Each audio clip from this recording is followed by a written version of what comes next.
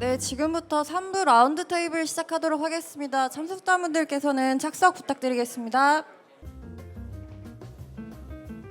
네, 그럼 지금부터 제4회 고준위 방사성 폐기물 안전관리 기술 포럼의 마지막 순서인 3부 라운드 테이블을 시작하도록 하겠습니다.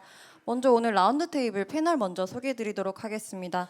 서울대학교 민기복 교수님, 한국안방공학회 이승원 회장님, 네, 국제안방공학회 전석원 회장님, 한국원자력환경공단 김유광 실장님, 그리고 한국원자력안전기술원 박진용 책임연구원님, 한국원자력연구원 백민훈 소장님, 한국지질자원연구원 박이섭 센터장님, 그리고 사용해결료관리 핵심기술개발사업단장 김경수 단장님 소개드리도록 하겠습니다.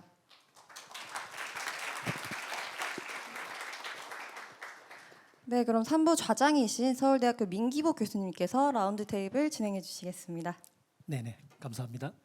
그래서 오늘 뭐 시간이 아마 한 100분 정도 있는 걸로 알고 있고요. 그래서 7분께서 와 계시니까 한 10분씩 모두 발언하시고 또 이렇게 질의응답하시고 그런 식으로 진행하고, 그 이후 시간은 그렇게 빡빡하지는 않으니까 이렇게 좀 여유를 갖고 진행하도록 하겠습니다. 그래서 오늘 1, 2부에서 굉장히 핵심적인 내용을 많이 다룬 것 같긴 합니다. 근데 우리 얘기했듯이 고준위 방패물 특별법이라 불리는 게 이제 지난 2월에 국회를 통과했고, 아마 국무회의에서도 그게 거부권 행사 안 되고 통과한 거로 그렇게 알고 있습니다. 그게 있고, 또 지난 12월에는 태백 URL이 또 부지가 결정이 됐다는 거, 굉장히 큰 두 가지 사건이 있은 다음에 처음 열리는 공개적인 큰 행사가 아닐까 이런 생각이 들거든요. 그래서 그런 면에서 오늘 저희 관련 분야 산학연 최고의 전문가들 7분들을 모시고 이런 자리를 갖게 돼서 굉장히 뜻깊다고 생각을 합니다. 그래서 그러면은 먼저 여기 소개받은 순서대로 해서 원래 주제는 이제 고준위 방패물 처분을 위한 안방공의 역할에 관한 게 하나 있고, 그 다음에 대중 신뢰도 향상이라는 거, 그 두 개가 주요한 주제이고, 그거를 중심으로 좀 말씀을 듣고 질의응답을 진행하도록 하겠습니다. 그럼 먼저 이승원 회장님부터 말씀 시작하겠습니다. 네, 라운드 테이블 발언 요지가 있는데 오늘 너무 프로덕티브한 이제 그 토론이 계속 이어지다 보니까 사실은 이 내용보다는 제가 또 말씀드리고 싶은 내용들이 좀 더 있어서 약간은 변화가 있겠습니다. 그래서 맨 위에 나와 있는 것처럼 어쨌든 저희가 원자력이라는 것이 굉장히 유용한 에너지다. 그래서 그렇지만 그 반대급부로 그 폐기물을 해결해야 된다는 방사능 폐기물 건설에 대한 필요성에 대한 내용이 있고요.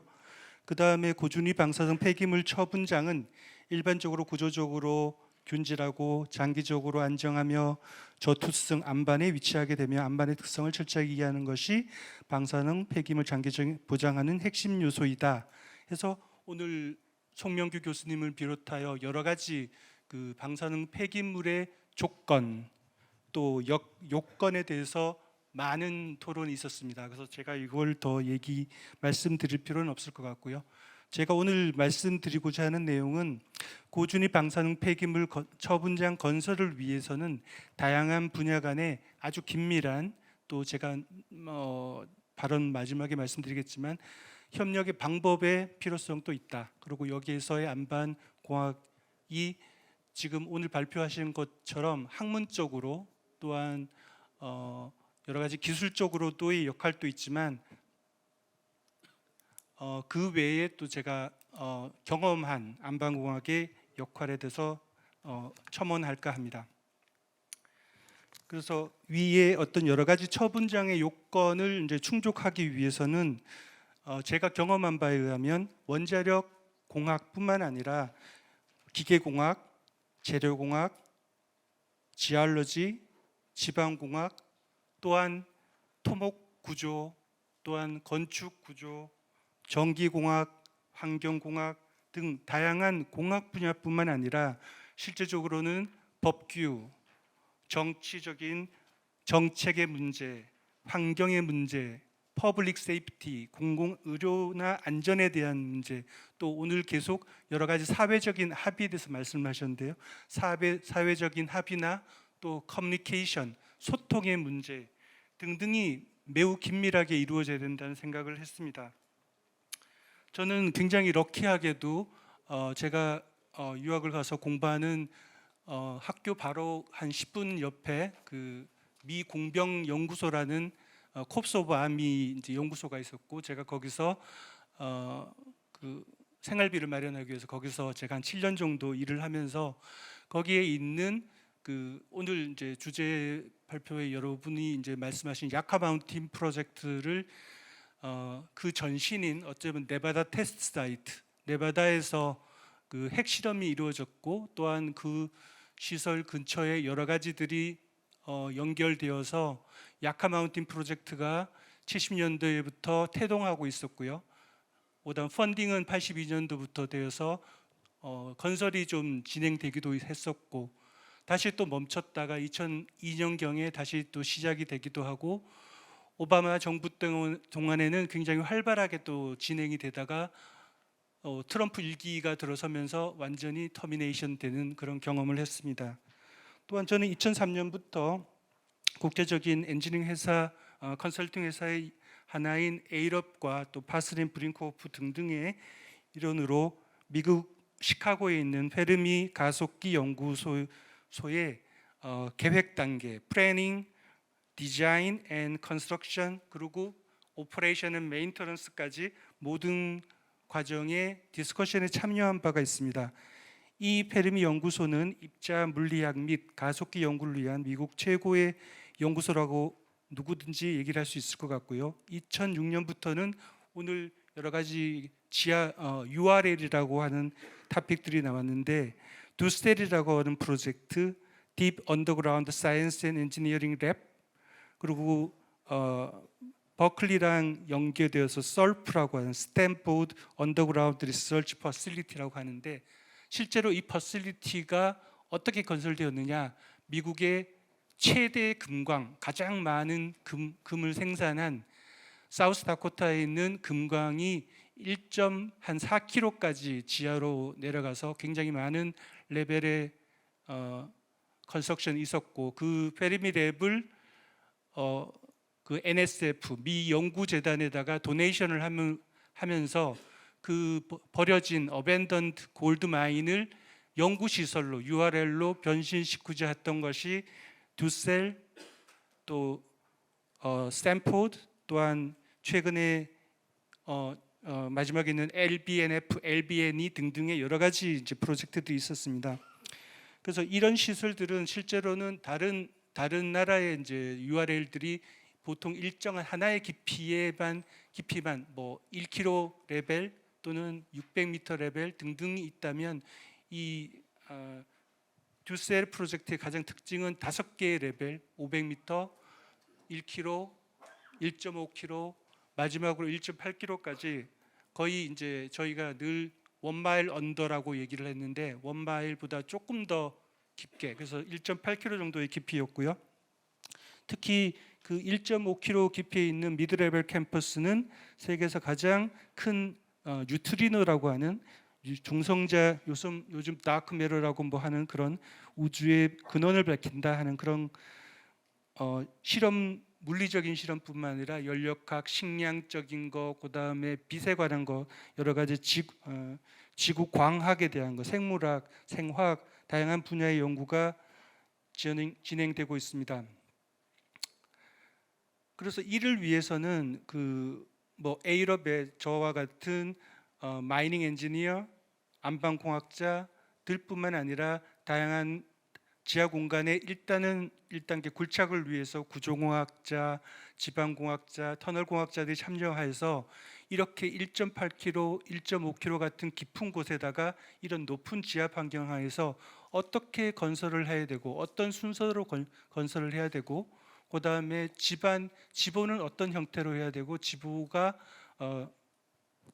지보의 안정성을 어떻게 관리할 것인가, 그리고 지하수의 흐름, 그 다음에 1.8km까지의 공기를 어떻게 제공하고, 환기의 문제, 온도의 문제, 여러 가지 과학적인 또한 공학적인 실험에 필요한 특수한 요구 사항들을 해결하기 위해서 저희들뿐만 아니라 또 아까 이제 그 야카 마운틴 말씀을 좀 드리다 말았었는데, 우리가 단순히 이제 자연 방벽, 인공적인 방벽뿐만 아니라 그럼 그 안에 캔스터가 들어가는데 캔스터는 누가 디자인하고 어떻게 디자인할 것이고 그렇다면 캔스터에다가 어떻게 폐기물을 담을 것이고 또 처분 터널, 처분 공까지 이걸 어떻게 딜리버리 할 것이냐 안전하게 또한 필요가 있을 때 이거를 어떻게 유지 보수할 것이냐에 대한 플랜 같은 것. 그래서 실제로 로봇 공학자도 들어왔어야 됐고요.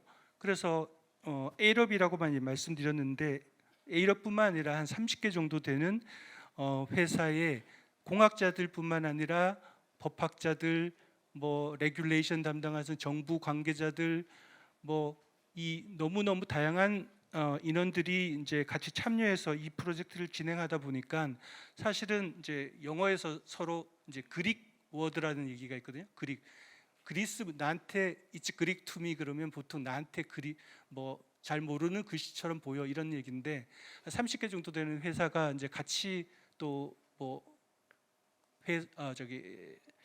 학교들 뭐 이렇게 하다 보니까 사실은 전문 분야가 아닌 상황에서는 이게 무슨 얘기를 하는지 전혀 소통이 되지가 않고 그래서 많은 부분 딜레이가 있었고 그래서 10년 이상으로 야카 마운틴도 그렇고 두셀 프로젝트도 10년 이상 진행을 하는 데 있어서도 계속 처음부터 다시 진행이 되는 경우도 있고 또한 서로 이해가 안 되다 보니까 조금은 그러니까 팩트 오브 세이프티를 서로 높이다 보니까 오버 디자인, 오버 컨스트럭션도 일어나고 우리가 원하지 않았던 결과에 이르고 그동안의 시간들이 낭비되고 그런 것들이 많았습니다. 그래서 오늘 제가 이제 좀 말이 길긴 했었는데 이러한 디스커션에서 제가 가장 많이 느낀 거는 뭐냐면 어떤 프로젝트 지하 공간 프로젝트에 이제 좀 한정돼서 말씀드린다면 건설 단계나 디자인 단계에서가 아니라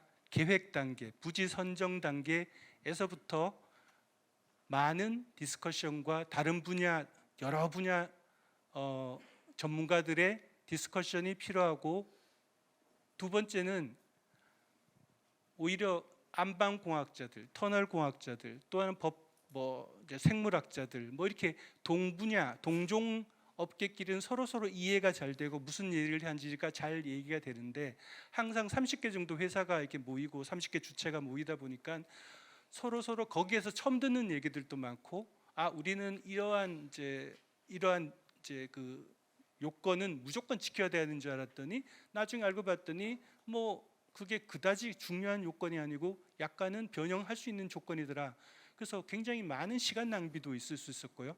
그래서 제가 두 가지 말씀드리고는 초기에 부지 선정 단계부터 이런 디스커션들이 있어야 되고 또한 동분야보다는 다른 분야들 간의 정기적인 소통이 필요하다. 그런 면에서 오늘 이 자리에서 오늘 사업단과 또 저희 안방공학회가 이렇게 처음으로 이렇게 얘기를 나눈 것이 굉장히 좋은 스타트인 것 같고 바람직한 방향이 아닐까 그렇게 말씀드리겠습니다. 감사합니다. 네, 이송 회장님 말씀 감사합니다. 우리 이송 회장님께서 한국에 귀국하신 지 한 10여 년밖에 안 되고 미국에서 오랜 동안 터널 엔지니어로서 일하셔가지고 그 경험도 말씀해 주셨는데 또 수거도 공부를 하고 시험에 잘 안 나오는 그런 어려운 수거를 또 말씀해 주셨습니다. 그런 제가 보기에는 우리 회장님께서 말씀하신 것 중에 재미있는 것은 어떤 지하 방사선 폐기물 처분이라는 것을 폐기물 이렇게만 보는 것이 아니고 신부 지하 공간을 활용하는 하나의 응용 분야로서 이해하고 실제 미국에는 두셀 프로젝트, 샌포드 프로젝트 이런 프로젝트들은 지하 연구실이 있긴 있는데 방패물만 공부하는 것이 아니고 다양한 쉐일가스, 광물 자원 개발 다양한 분야를 공부하는 그런 지하 연구실이 있다는 사실을 이제 상기시켜 드렸는데 제가 좀 재미있는 것은 이 자리에도 우리 광학공사에서도 여러분이 와 계신 걸로 알고 계신데 광학공사에서 운영하는 광산이나 폐광산 이런 것들 또한 방사선 폐기물 처분을 위해서도 좀 활용될 수 있겠다 이런 생각이 들었습니다. 네. 그럼 이어서 우리 전석원 국제안방공학회 회장님 말씀 듣겠습니다. 네, 안녕하세요. 오늘 그 고준위 방사성 폐기물 안전관리 기술 포럼이라고 명칭이 되어 있는데 이 행사가 사업단의 제 4회 포럼이고 안방공학회랑 이제 같이 하게 되는 행사이기 때문에 굉장히 의미 있고 첫 행사라 의미 있고 또 수고해 주신 사업단과 사업단장님 또 회장님께 감사드립니다. 저는 오늘 국제안방공학회를 대표해서 몇 가지를 말씀을 드리겠고요. 2부 내용을 잘 들었고 오늘 이렇게 그 라운드 테이블에서 말할 수 있는 기회를 주셔서 감사합니다. 그 안방공학은 여러분 다 이제 여러 번 말씀을 하셨지만 방패장의 설계, 시공, 관리에 필수적으로 필요한 그 분야인데 아까 우리 단장님도 말씀하셨지만 공학적 방벽이 붕괴됐을 때 이제 최후 남을 수 있는 게 자연 방벽인데 그거로서의 역할이 굉장히 중요한 거고 특히 근계에서의 역할은 굉장히 중요하다 이렇게 말씀을 드릴 수 있겠고 또 아까 우리 송명규 교수님께서 말씀해 주신 것처럼 우리가 골라야 될 거는 균열이나 단층에서 가급적 배제될 수 있는 견고하고 대규모 안반이어야 된다 하는 건데 이게 사실 쉽지가 않습니다. 그걸 다 벗어나고 견고하고 투수 개수가 작은 견고한 안반을 확보하는 게 사실 쉬운 일은 아닙니다. 그리고 이제 그러한 안반층이 있다 하더라도 우리가 이제 결정질 안반이냐 아까 말씀하신 결정질 안반이냐 암염층이냐 뭐 클레이 레이냐 이런 거를 골라서 안반 공학자들의 역할은 거기서 아까 말씀드린 설계, 시공, 굴착, 유지 관리가 안전하게 장기간 될 수 있느냐를 입증해야 되는 그러한 미션이 있다고 할 수 있겠습니다. 그래서 안방공학 하시는 분들은 그러한 미션 아울러 사회적인 신뢰, 수용성, 주민 수용성을 확보할 수 있도록 그 자료를 정확하고 구체적인 자료를 제시하고 그것들을 쉽고 이해할 수 있도록 설명하는 그런 역할을 안방공학자들이 반드시 해야 될 거라고 생각이 되고요. 그래서 제가 그 안방공학 토픽 중에서 주제 중에서 방패장과 관련된 게 굉장히 많이 있는데 국내에서도 이미 여러 가지 국제적인 수준의 연구를 하고 있는데 먼저 아까 김진서 박사님 말씀해 주신 것처럼 500m 내려갔을 때 지압이 얼마가 될 거냐 단층으로 인한 지압 교란이나 지진 활동에 의한 압력은 어떻게 될 것이냐 그다음에 굴착에 의한 EDG 형성과 EDG의 물성을 어떻게 예측하고 검증할 수 있는 것이냐 또 3차원 지질 모형과 지형 모델을 바탕으로 우리 안반역학적인 안정성을 어떻게 평가하고 수리적 그다음에 그런 열적 거동을 어떻게 예측할 거냐 하는 것들이고요. 또 굴착 얘기도 EDG를 최소화하면서 어떻게 굴착을 효과적으로 안정하게 할 거냐. 이게 굴착 속도도 중요하고 이제 일반 터널에서는 굴착 효율도 중요한데 방패장의 경우에는 굴착 시간보다는 EDG라든지 안정성이 더 문제가 될 텐데 그런 것들을 어떤 설계 기준과 시방으로 우리가 할 거냐 이런 문제들을 논의가 돼야 되고요. 또 응력빛 변이 해석, 센서 설치라든지 그다음에 그렇진 않겠지만 단층대나 파쇄대가 있다면 어떻게 회피해가고 그 구간을 어떻게 효율적이고 안정하게 통과할 거냐 이런 것도 고민해야 될 것 같고요.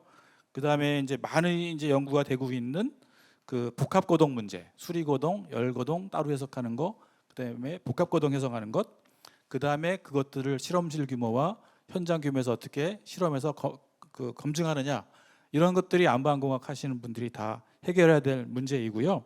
또 URL 자체를 지금 태백에서 논의되고 있는 URL 자체를 설계하고 실험을 뭘 할 것이냐 하는 거를 구상하는 것도 역시 안방공학 하는 사람들이 해야 될 역할이라고 생각이 되고요. 뭐 크래킹, 서멀 크랙이나 크립 비헤이비어, 완충제와 뒤체 문제 사이에 있는 근계 영역 해석, 그다음에 지진 등에 의한 동화죽 해석, 계측 관리 방안 이런 것들이 안방공학 하시는 분들이 정말로 앞으로 해야 될 지금까지 해오셨지만 앞으로 해야 될 중요한 역할이라고 생각이 됩니다. 제가 지금 이제 있는 ISRM은 다 아시다시피 1962년에 이제 오스트리아에서 레오폴드 밀러라는 이제 교수님이 비영리 법인으로 설립을 했는데 주로 암성역학과 안반역학을 주요 활동 분야로 하고 있습니다. 근데 정관에 보면 뭐라고 써 있냐면 지질학적 지식을 배경으로 한다 써 있어요. 지질학적 지식을 배경으로 암석과 안반의 물리, 역학, 수리, 열화학, 동력학적 거동을 연구하고 이를 응용하는데 응용 분야가 뭐라고 써 있냐면 토목, 자원, 석유공학이라고 써 있습니다. 그러니까 지금까지의 안반공학의 역할은 아까 말씀드린 그러한 산업에 적용하는 건데 그러면 방패물 처분과 관련된 건 어떻게 정의될 수 있냐면 이거는 복합적이라고 생각합니다. 아까 그 대심조도 말씀을 언급하셨는데 광산공학이나 이제 이런 터널공학이나 이런 데서 굴착, 지보, 그다음에 우리도 치마 문제 사건이 있었지만 치마 방지, 그러니까 우리가 뭐 체험제 채우고 여러 가지 그 유지 관리 10만 년 이상 10만 년 이상 유지 관리하기 위한 그러한 그 이제 광해로 따지면 광해라고 그러는데 이거는 한 번 건설하고 묵고 한 10만 년 있어야 되기 때문에 그러한 재해 관리, 유지 관리에 관한 방안. 그 다음에 이제 여기는 상호작용이 복합작용이 있기 때문에 석유공학에 적용되는 거 예를 보면은 시추공 안정성 관리, 유동 해석 등을 보면 복합 해석에 관련된 안방공학적 그러한 지식들이 활용될 수 있다 하는 걸 들 수 있겠습니다. 그 지금 안방공학 국제안방공학에 가입해서 활동하고 계신 많은 전문가들이 그 방패물의 안전한 처분을 위한 충분한 지식과 식견과 그다음에 인사이트를 갖고 계시다고 생각이 됩니다. 특히 이제 국제안방공학회는 기술위원회라고 하는 코미션이 이제 가동이 되고 있는데요. 22개의 기술분과위원회가 있습니다. 근데 그 중에서 가장 역할을 활발하게 하는 분과로서 그 아까 말씀드린 Coupled THMC Processes in Fractured Rock, 그러니까 균열 안반에서의 복합거동 해석을 위한 커미션이 가장 활발하게 활동하고 있는 위원회 중에 한 개입니다. 그래서 이거는 2018년에 설립이 돼서 한 7년 정도 역사를 갖고 있는데요. 46명의 회원이 가입하고 그동안 커프락이라는 그러한 시리즈를 4번 개최했고 거기에 이제 나온 논문들을 뭐 특별호로 발간도 하는 등 여러 가지 이제 활동을 하고 계시고 또 하나 커미션은 Radioactive Waste Disposal이라는 커미션 자체가 있습니다. 2010년부터 한 15년 정도 활동을 했는데 주로 그 이제 중국의 위원장님이기 때문에 중국에서 워크숍을 많이 개최했어요. 그래서 올 여름에는 그 여러분 이제 가보시면 좋을 것 같은데 베이샨 지역의 URL을 방문하고 워크숍을 하는 계획을 하고 있고요. 역시 활발한 활동을 하고 있습니다. 그 다음에 그 지압과 관련돼서 크러스털 스트레스와 관련된 그 위원회도 굉장히 역할을 많이 하고 있고 여기는 그 시그마 시리즈라는 그 초기 지압 측정과 관련된 그 학술 회의 그 다음에 비디오 코스를 제공하고 있습니다. 또 하나 중요한 거는 안방공학회에서 가장 역사가 1970년 이후로 역사가 가장 길고 가장 권위 있는 위원회 중에 하나인데 테스팅 메소드예요. 시험법. 그러니까 저희가 지금 URL 짓고 방패장을 지려면 시험에 대한 여러 가지 그 표준 시험법이나 그거에 대한 그 성능 관리 QA가 굉장히 중요한데 이거를 만족하도록 하는 시험법을 제정하고 그 시험법을 관리하는 데입니다. 그래서 여기에 이제 우리 한국에서도 참여를 하고 있는데 이러한 그 ISRM 국제안방공학회 커미션 활동과 같이 분과위원으로 참여하면서 앞으로 국내 그 방패장 건설 유지에 도움이 됐으면 좋겠습니다. 국제협력과 관련해서 말씀을 드리면 방패장의 안전한 운영이 비단 한 개국에서 이루어지는 건 아니고 이웃 국가나 전 세계의 관심사의 대상이고 또 공동체 관점에서 접근이 필요하고 상호 검증이 필요하고 그렇게 되겠습니다. 그래서 주로 이제 국제 공동 연구가 데코발렉스 아까 말씀 많이 하셨는데 스웨덴, 핀란드, 스위스 뭐 등등의 유럽 국가들이 주로 합니다. 이게 제가 보니까 일단 예산이 있고 주제가 있고 그 연구에 참여할 인력이 있고 그 다음에 그러한 데이터를 제공하고 검증할 수 있는 사이트가 있는 게 굉장히 중요하다고 생각이 됐고요. 그러한 데코발렉스가 특이하게 중요한 거는 거기에 정부기관, 규제기관, 연구소, 학교가 다 같이 참여하고 있습니다. 그래서 굉장히 우수한 순환 구조를 형성하고 있다. 그래서 거기서 공부한 학생들이 박사과정 받고 그 주제로 그 다시 연구에 참여하고 이런 순환 구조를 갖고 있는데 이러한 국제 협력이 굉장히 모델이 된다. 우리나라의 경우에 지금 사업단도 있고 그 다음에 그 태백에 이제 방패장이 이제 URL이 건설이 되면 우리의 경우도 주제나 예산이나 사이트나 인력이나 여러 가지가 좋기 때문에 국제 공동 연구를 우리가 주관할 수 있는 게 아닌가 하는 생각이 들고요. 유럽 국가에서 데코발렉스뿐만이 아니라 여러 가지 공동 연구 토픽이 있었습니다. 뭐 IGDTP, 유라드, 그다음에 RWMC 뭐 등등의 그 공동 연구가 있었고요. 다행한 것은 우리나라가 올해부터 EU 호라이즌 연구에 참여할 수 있는 자격을 얻게 됐기 때문에 그런 측면도 적극 활용할 수 있다고 봅니다. 다시 그리고 이제 안반공학의 프로젝트라는 게 굉장히 큰 규모입니다. URL이라든지 그다음에 무슨 입자 가속기라든지 이런 거는 대부분의 규모가 크기 때문에 또 장시간 소요되기 때문에 모든 국가나 기관에서 발주하기 어렵고 시행하기 어려운 특성이 있습니다. 그래서 한 국가에서 그런 프로젝트를 하게 되면 공동 연구를 하는 의미가 굉장히 크고 데이터를 공유하고 공동 논의하는 다양한 기회가 필요하다. 그래서 태백 URL이 굉장히 기대가 되는 사항입니다. 다시 한번 말씀을 드리면 안방공학의 역할은 방패장의 안전성을 확보하기 위한 기술적 요건을 제공하기 위한 기술적 배경을 제공한다. 그다음에 안방공학을 전공하는 사람들이 여러 가지 사회적 합의나 주민 수용 확보를 위한 정확한 근거 있는 자료를 제공하고 알기 쉽게 설명하고 하는 역할이 중요하다 하는 것이고요. 장시간 소요되기 때문에 지속 가능한 연구를 위해서 후속 세대 양성이 중요하다. 이렇게 말씀을 드릴 수 있겠고, 아까 AI도 말씀하시고 무슨 디지털 트윈도 말씀하시고 다양한 분야 말씀하셨는데, 바이올로지, 리스크 매니지먼트, 그다음에 아까 에너지에서 고대 구조물 해석하는 것, 그다음에 디자인 메소돌로지 등등과 관련된 다양한 분야와 협업이 필요하다고 하겠습니다. 마지막으로 국제 안방공학회 측면으로 말씀을 드리면, 안방공학회 역할을 충분히 우리가 인지하고 적극적으로 참여하는 게 중요하겠고요. 국제 협력을 하는 게 중요하겠고, 또 지속 가능한 연구가 가능하도록 후학 양성이 되는 그런 프로그램을 만드는 게 중요할 것 같습니다. 저는 일단 여기까지 말씀드리겠습니다. 네네, 교수님 말씀 감사합니다. 그래서 안방공학이 중요하고 연관이 된 다양한 주제를 설명해 주셨고, 또 국제 안방공학회 International Society for Rock Mechanics and Rock Engineering, 그 기관에서 하는 다양한 방패 처분과 관련된 다양한 활동을 소개해 주셨고, 또 국제 협력이 중요하다. 이거는 공동체의 문제이고, 사실 핀란드만 해도 이미 좀 상업화 단계로 가서 조금 이렇게 꺼리는 면이 있는 것 같지만, 다른 나라들은 굉장히 오픈 마인드로 협력을 하고 있기 때문에 그게 중요하다는 말씀드렸고요. 여담이지만 이제 지금 전성훈 교수님께서 4년 임기에 국제안방공학회 회장님을 지금 한국 최초로 당선이 되셨고 2023년부터 하고 계신데, 그게 교수님 뭐 개인 역량이 뛰어나서 된 것도 있고 당연히, 근데 우리나라 안방공학회 수준을 또한 반영한다고 생각합니다. 그래서 우리나라 안방공학이 국제안방공학회 회장을 배출할 정도로 뛰어나다는 거를 여기 오신 전문가님들께서 좀 아시면 좋겠고, 또 관련 종사자분들도 좀 자긍심을 가지고 더 이렇게 기여를 해주시면 좋을 것 같습니다. 네. 그다음 한국원자력 환경공단 김유광 실장님 말씀 듣겠습니다. 예, 저는 원자력 환경공단에서 나왔습니다. 제가 일부 중간부터 얘기를 쭉 들었는데요. 질문하시는 거 보니까 이제 저한테 질문하시는, 저희 기관한테 물어보시는 질문들도 상당히 많습니다. 그래서 기회가 된다면 그건 나중에 다시 한번 말씀 좀 드리고요.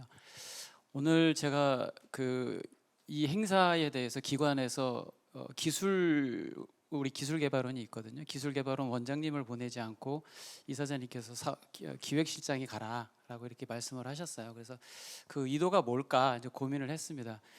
여기 오면은 굉장히 전문적인 이야기들을 하실 거고, 이학이나 공학 차원에서 여러 가지 세계 흐름이나 또 연구하고 계신 분야들에 대해서 이제 다양하게 말씀을 하실 텐데, 저는 사실은 우리 회사에서 고준위 방패물 관리 사업의 기획과 전략을 책임을 지고 있습니다. 그래서 이 사업의 전체적인 큰 그림, 그 다음에 어떤 자원들을 어떻게 어느 시점에다가 분배를 해야 될지에 대한 그런 자원 배분과 관련된 일들도 제가 지금 진행을 좀 하고 있습니다.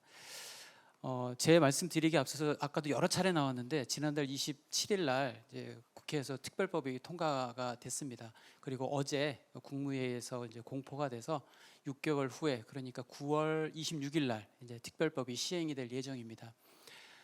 특별법이 제정이 되기까지 우리 기술개발 사업단도 마찬가지고 안방공학회 우리 회원 여러분들께서 정말로 많은 도움을 주셔가지고 정말 감사하다는 말씀 드리고요. 이 말씀은 저희 이사장님께서 얘기하기 전에 꼭 반드시 하고 얘기하라고 하셔가지고 제가 이 말씀은 반드시 꼭 드렸다는 말씀을 제가 이사장님께 꼭 드려야 됩니다. 그래서 기회가 있을 때마다 이사장님이 일일이 찾아뵙고 인사드리는 게 일단 도리라고 생각을 하시는데, 여의치 못해서 이렇게 직원들이 가서 참여하는 행사에 대해서는 꼭 그 인사 말씀을 꼭 드리라고 말씀을 하셨습니다. 이사장님의 지시가 아니더라도 정말 감사드립니다. 정말 감사드리고, 오늘 여러분들 말씀 많이 제가 들었는데, 공단이 앞으로 이 사업을 진행하는 데 있어서 정말 필요한 기술들이구나라는 얘기를 저는 생각을 많이 하게 됐습니다. 그리고 저희 기관이 꿈꾸는 미래에 대해서도 상당 부분 있는 부분들도 좀 있다고 좀 생각이 좀 들었습니다. 이것도 역시 기회가 되면 한번 말씀을 좀 드릴 생각이고요. 오늘의 주제로 돌아가서 일단 말씀을 좀 드리면, 오늘 저는 두 가지 저희 라운드 테이블의 주제 중에 대중 수용성에 대해서 일단은 전 초점을 맞춰봤습니다. 어차피 저는 사업을 하는 사람이기 때문에 이 사업이 많은 분들이 공감하시는 것처럼 우리나라 대표 갈등 국책 사업입니다. 이른바 86년 체제 이후로 수용성이 굉장히 중요한 세상이 돼버렸고, 국가에서 주도하는 어떤 국책 사업도 수용성이 밑바탕되지 않으면 단 한 발짝도 나갈 수 없는 게 지금 우리가 목도하고 있는 현실이라고 저는 생각을 합니다. 그런데 저는 우리 사업, 특히 이제 이런 사업 그 자체만으로도 불확실성이 굉장히 높은데 사람들 사이에서 일어나는 여러 가지 그 갈등 상황들을 어떻게 하면 잘 조율을 할 수 있을까에 대해서 저는 이 사업을 기획하면서 고민을 좀 많이 하고 있는 그런 상황입니다. 소위 말해 불확실성 하에서의 정책의 정당성이나 사업의 정당성을 어디서 찾아야 될 건가 곰곰이 생각을 해보면 내용적으로도 합리적이어야 되고 또 절차적으로도 합리적이어야 된다라는 게 이제 여러 학계의 여러 저명하신 학자분들의 이야기신데 저는 조금 곰곰이 생각을 해봤습니다. 내용적으로 합리적이라고 할 때 이 사업이 정상적으로 흘러갈 것인가? 일단은 제 과문한 경험에 비춰보면 아니다라는 일단 생각이 좀 들었고요. 그래서 요즘에 원자력 일각에서 그 원자력 전문가들이 이 방편물 관리 사업에 여러 가지 그 해결책을 내놓고 이끌어 가야 된다라고 많은 말씀들을 많이 하시는데 저는 그 말씀이 틀렸다고 이제 부정하지는 않습니다만 적어도 방편물 관리 사업에 있어서는 적어도 선언적으로는 수용성에 대한 부분을 단 1%라도 조금 앞서서 제시를 해야지 이 사업에 단 한 발짝이라도 나갈 수 있다라고 일단 저는 생각을 합니다. 내용적 합리성이 굉장히 중요하기도 하지만 또 그렇다고 절차적 합리성이 다 됐다고 해서 이 사업이 정상적으로 굴러갈 것이냐 또 그것도 아닌 것 같습니다. 아무리 절차를 촘촘하고 세밀하게 설계를 한다 하더라도 그 절차를 온전히 다 거쳤는데도 이 사업에 대한 수용성은 굉장히 낮다라는 게 제가 지난 10년 동안 이 사업을 경험하면서 느꼈던 겁니다. 그렇다면 도대체 뭐가 문제일까? 내용적으로도 합리적이고 절차적으로도 합리적인데 이 사업은 도대체 왜 안 되는 걸까? 저는 약간은 공학이나 이학적 측면이 아니라 인지심리학 측면에서 이걸 한번 살펴보고 여러 교수님들하고 얘기를 한번 나눠본 적이 있습니다. 사람들이 굉장히 합리적으로 판단을 한다고 하는데 의외로 우리가 사람들이 의사결정을 할 때는 비합리적인 측면들이 되게 많습니다. 이 비합리적이라는 거는 몰지각이라는 측면이 아니라 우리가 일상생활에서 하고 있는 의사결정이지만 합리적이지 않은 것들. 제가 한 3가지 정도 예를 들어볼 텐데요. 저도 그렇지만 여기도 많은 분들이 아마 주식을 하고 계실 거예요. 저도 이제 몇백만 원 투자해서 반토막이 났는데 요즘 증시가 너무 안 좋아서 근데 자기의 소중한 돈이 100만 원이든 몇천만 원이든 투자를 하는데 매도 타이밍을 굉장히 허술하게 잡습니다. 굉장히 분석을 하고 해야 되는데 지인들의 정보를 듣고 솔깃한 그 귀가 팔랑거려서 이제 그 매수를 하거나 매도를 한다는 거죠. 일상적으로 일어나는 일이지만 이것은 굉장히 합리적이지 않은 의사결정인 거죠. 그 다음에 또 한 가지 우리는 이제 어느 정도 이제 지식인들이다 보니까 확증 편향이라는 게 굉장히 옳지 않다는 걸 잘 알고 있습니다. 그런데 우리 여러분들 유튜브나 인스타그램 알고리즘을 보시면 내가 그동안 계속 봐왔던 것들이 계속 올라가 있다는 거죠. 확증 편향이 나쁘다는 걸 알지만 우리가 일상생활에서 알지 못하게 선택하는 모든 일들은 그런 일들도 벌어지고 있다는 거죠. 마지막 한 가지. 오늘 지금 저는 정치적으로 별로 관심은 없지만 오늘 뭐 2시에 무슨 선고가 있다고 하잖아요. 제가 예전 대선을 보면서 저는 대장동 사건 아직도 이해를 못 하겠어요. 너무 복잡해서 화천대유가 어떠니 이렇게 얘기를 하는데 제가 되게 재밌는 걸 2가지를 봤습니다. 이 현상을 두고 사람들이 프레이밍을 한다는 거죠.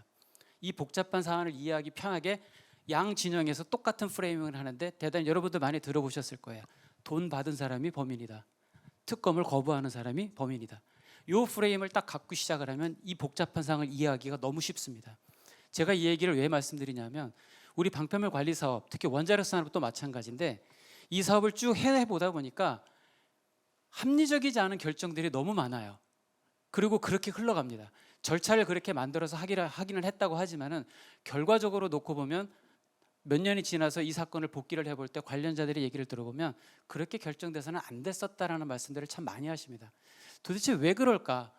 저는 그래서 저희 사업에서 수용성 부분에 대한 어떤 새로운 길들을 우리 직원들에게 계속 얘기를 하면서 수용성 제고 방안이라고 우리가 만들고자 하는 것들이 물론 내용적으로도 절차적으로도 합당해야 하지만 인간들이 일상적으로 하는 비합리적인 선택에 대한 부분들도 한번 들여다봐야 될 것이 아닌가. 많이 들어보셨겠지만 넛지라고 하는 것이 그런 여러 가지 표현들 중에 하나일 텐데 사람들이 일상적으로 하는 여러 가지 활동들, 의사결정들에 있어서 사람들이 자기도 모르게 결정은 하지만 그것이 결과적으로 우리가 원하는 쪽에 사업자나 정부가 원하는 쪽으로 끌어들일 수만 있다면 이 사업이 그렇게 크게 분란 속에 진행되지는 않지 않았을까라는 그런 문제 의식을 가지고 저는 이 사업의 지금 초창기입니다. 특별법 제정이 되고 6개월 후에 본격적으로 관리위원회가 출범이 돼서 연착륙할 시간도 없이 중요한 안건들을 심의하고 처리를 해야 되는 그런 상황입니다. 이런 상황에서 사업을 책임지고 있는 우리 공단이 앞으로의 수용성이 있어서 기존에 해왔던 거에 장점은 잘 흡수하되 그동안 우리가 부족하고 혹시 들여다보지 않았던 측면들에 대해서는 방금 제가 말씀드렸던 인지심리학이나 행동주의 경제학 측면에서의 여러 가지 개선 방안들도 한번 저희가 종합적으로 검토를 해서 이 사업이 시끄럽지 않게 정상적으로 잘 진행되는데 한번 진력을 다할 생각이니까 이 자리에 계신 많은 그 박사님들 또 여러 교수님들 한번 관심 있게 지켜봐 주시면 감사하겠습니다. 감사합니다. 네, 김유관 실장님 말씀 감사하고요. 일단 뭐 수용성 확보를 위한 어떤 구체적인 정책보다는 그에 관련된 어떤 단상 그런 걸 말씀해 주셨다 생각을 하는데 실장님 문과 출신입니까? 이게 쓰시는 용어가 이게 행동주의 경제학, 임지심리학, 뭐 계몽주의 이런 게 뭔가 약간 다른 느낌이 들었습니다. 근데 이 자리에 잘 오신 겁니다. 그래서 이런 게 소통이 되도록 만든 거기 때문에 굉장히 깊은 생각을 하셨다는 그런 느낌이 들고 조금 들으면서 조금 아슬아슬하기도 했지만은 우리 나중에 또 질의응답 시간에 같이 들으면 굉장히 생산적인 논의가 될 것 같습니다. 말씀 잘 들었습니다. 우리 그다음 한국원자력안전기술연구원 우리 네, 안녕하십니까. 저는 한국원자력안전기술원의 박진용입니다.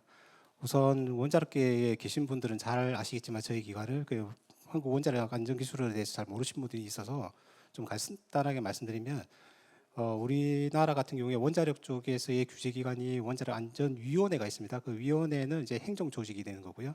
그래서 그 행정조직이 실제로 어떤 원자력 시설을 허가하거나 심사 검사를 하는 경우에 그 기술력이 이제 지원을 위해서 이제 한국원자력안전기술원이라는 산하 조직을 둬서 거기서 실제로 저희들이 이제 방패상뿐만 아니라 실제 원전에 대한 심사 그리고 현장에서의 검사까지 이제 위탁 수행을 하고 있습니다. 그리고 이제 고준위 심층 처분과 관련하여서는 저희들이 이제 규제 요건들 개발이라든지 이런 부분들은 이제 기술 조직이다 보니 그런 부분들이 저희들이 대부분 담당을 하고 있습니다.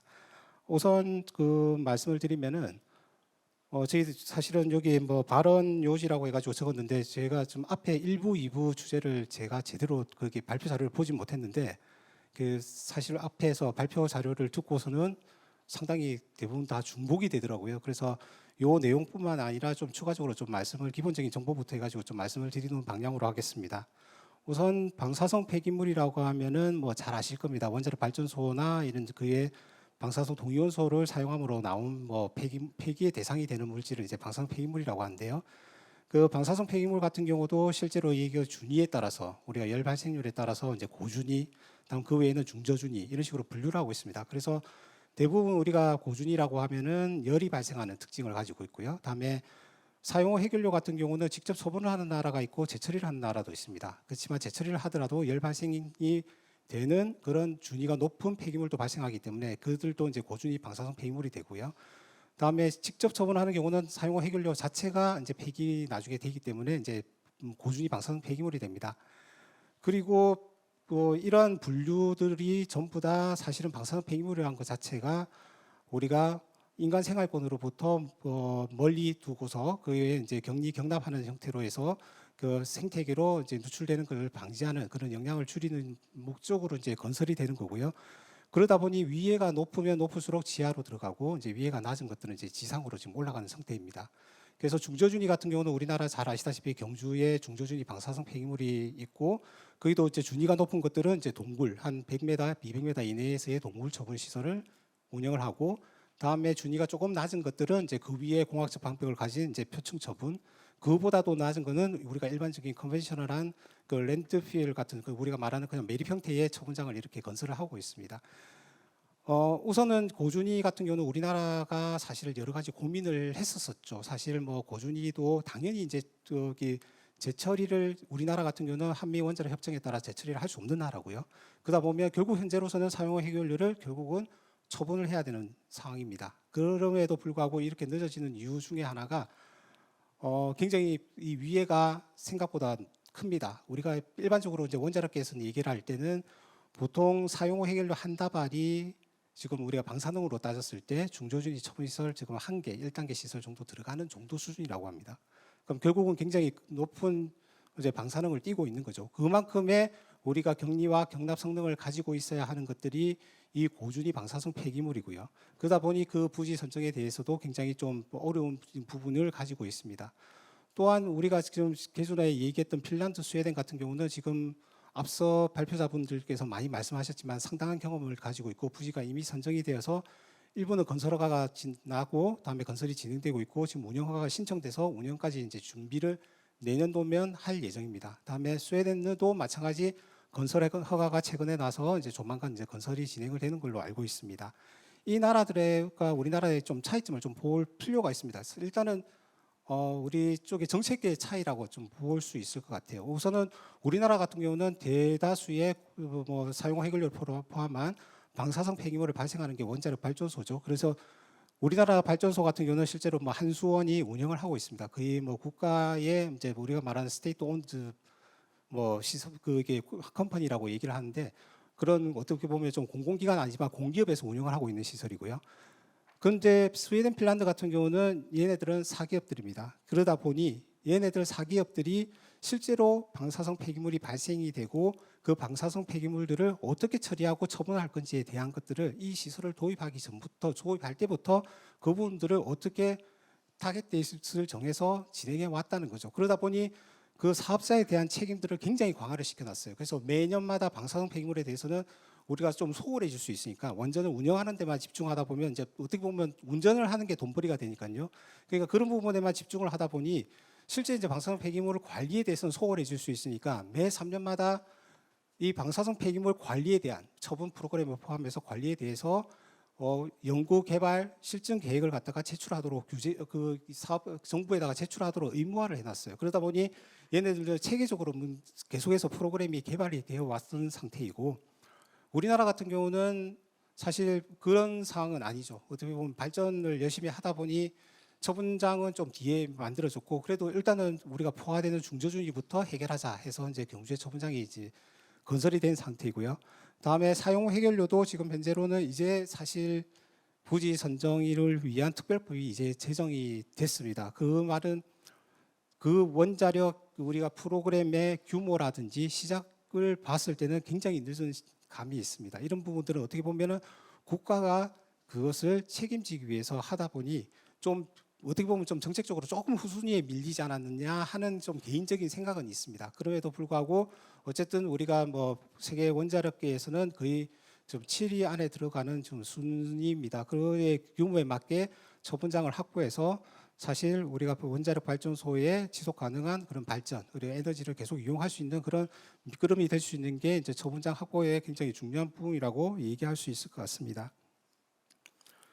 다음으로 좀 말씀드리고 싶은 것은 우선은 그 이 처분장 같은 경우는 우리나라 같은 경우는 사실 중저준위나 고준위 모두 국가가 책임을 진다라는 전제가 있고요. 미국 같은 경우는 좀 케이스가 다릅니다. 미국은 중저준위 같은 경우는 철저히 시장 경제입니다. 그 상업적인 그런 처분 시설을 개발해서 원전에서 폐기물을 받아와서 그걸 운영하는 행사가 지금 운영을 하는 거고요.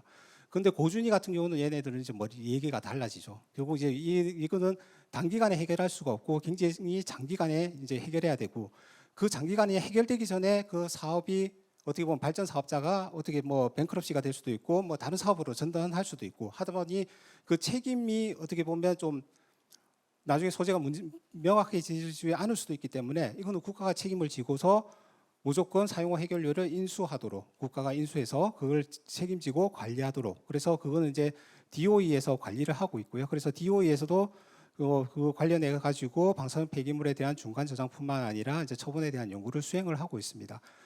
그래서 말씀드리고자 하는 거는 결국은 중저준위하고 고준위하고는 상황이 크게 다르다. 그러니까 좀 쉽지는 않은 프로그램은 맞다라는 거는 사실은 저희들 좀 제 개인적인 생각은 좀 그렇게 좀 이렇게 판단하는 게 맞을 것 같습니다. 그리고 이제 핀란드하고 스웨덴하고 저희들 좀 케이스가 좀 다른 것들이 사실 그 원자력 프로그램의 규모입니다. 사실 뭐 핀란드 같은 경우는 원전이 4개인가 5개 정도 있고 스웨덴은 원전이 6개. 거기서 발생하는 사용료 해결료는 보통 뭐 6,000톤 정도, 뭐 9,000톤 정도 처분을 얘기를 하고 있는데 우리나라 같은 경우는 뭐 수만 톤이 되죠. 그러면 결국 우리가 방사능 폐기물 관리 기본 계획에 따라서 핀란드식의 처분 방식을 선정하고 그 외에 대안적인 방법으로 시추공 처분을 이제 선정을 한다, 에 대한 연구도 수행을 한다라고 하고 있는데 그런 방식으로 이제 심층 처분을 하게 되면은 말 그대로 심층 처분 시설의 규모가 핀란드, 스웨덴의 뭐 10배 이상이 아마 되어야 될 수도 있습니다. 그래서 향간에는 그런 얘기도 있습니다. 실제로 우리나라에서 그러한 지질 조건이 좋은 부지가 그만한 안반의 바디가 있을 거냐?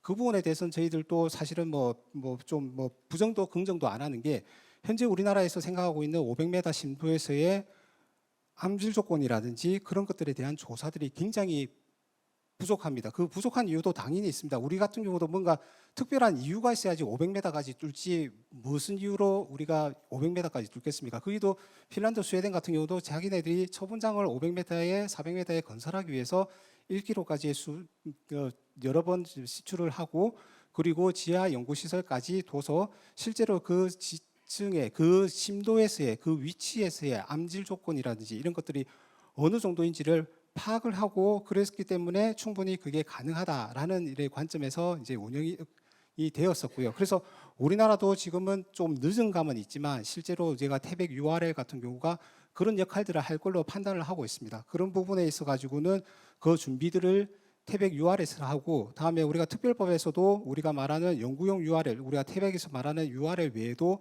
우리가 부지가 선정이 되면 부지 내에서도 우리가 지하 연구시설을 두고서 거기서 실증을 하도록 하고 있습니다. 그 실증이라고 하는 것 자체도 실제로 여기서 처분했을 때의 안전성을 확보할 수 있는지도 중요하지만 그 심도에서 그 위치에서 그 조건의 지질적인 다음에 암성역학적인 그 외의 수리지질적인 지화학적인 특성들이 실제로 우리가 처분했을 때의 안전성을 확보할 수 있는 만큼의 페이버러블한 조건이 되는지를 우리가 캐릭터라이제이션 하는 게 사실은 거기에서 굉장히 상세하게 조사가 되겠죠. 그래서 그 분야에 있어서는 그래서 안반역학이라든지 안반공학에서의 그 부분에 있어서의 역할은 굉장히 중요하다고 판단을 하고 있고요.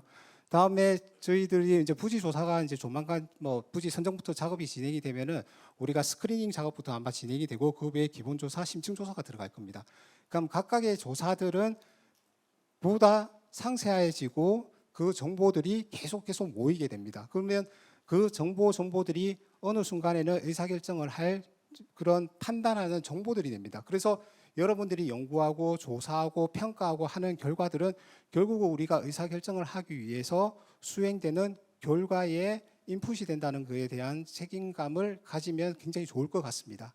그리고 한 가지 또 말씀드릴 것은 마지막입니다. 우선 말씀드릴 것은 이 처분장이라고 하는 것 자체가 고준위 같은 경우는 보통 뭐 거의 100년 이상, 우리나라도 거의 100년 이상 운영이 될 것 같아요. 실제로 우리가 특별법에는 2060년부터 운영을 하도록 노력한다라고 하고 있습니다. 그래서 예정대로 2060년부터 운영을 하기 위해서 그 과정의 부지 선정, 그 외에 연구시설에서의 지하 연구시설에서의 연구 결과 이런 모든 정보들을 계속해서 업데이트해가고 그 정보들이 모두 안전성을 뒷받침해주는 정보들로 그게 집대성이 될 겁니다. 그런 정보들을 모으고 하더라도 결국은 우리가 운영 중에도 똑같이 연구가 계속 이루어질 겁니다. 그래서 한번 마지막으로 강조드리고 싶은 얘기는 이 고준위 심층 처분에 있어서는 연구가 물론 일회성이긴 하지만 아마 이 연구는 거의 100년 이상 소요되는 그런 연구가 될 것으로 판단하고 있습니다. 네, 이상입니다.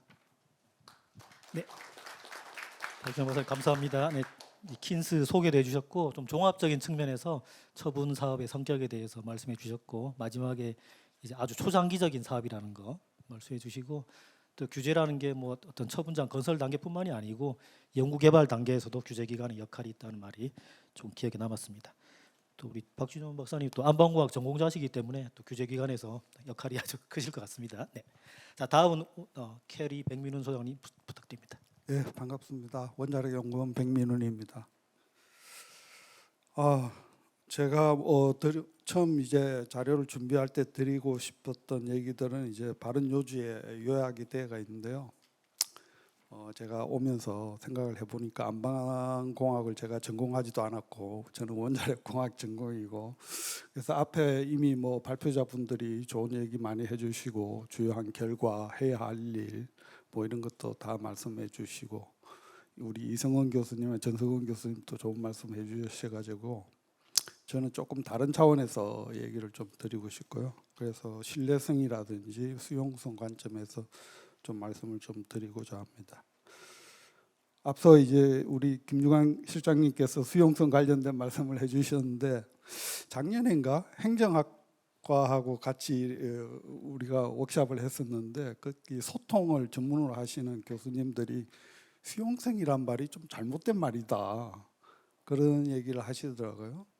그래서 우리가 수용성이란 말을 자주 쓰는데 그게 정확하게 학술적으로는 좀 문제가 있다.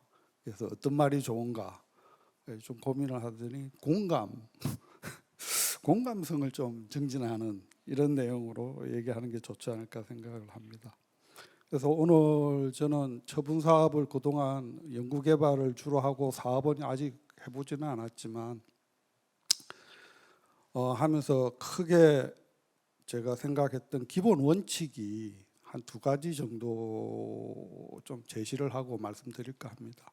첫 번째 원칙이 아까도 말씀이 있었지만 이 고준위 폐기물 처분 사업은 국가가 주도해서 할 수밖에 없다.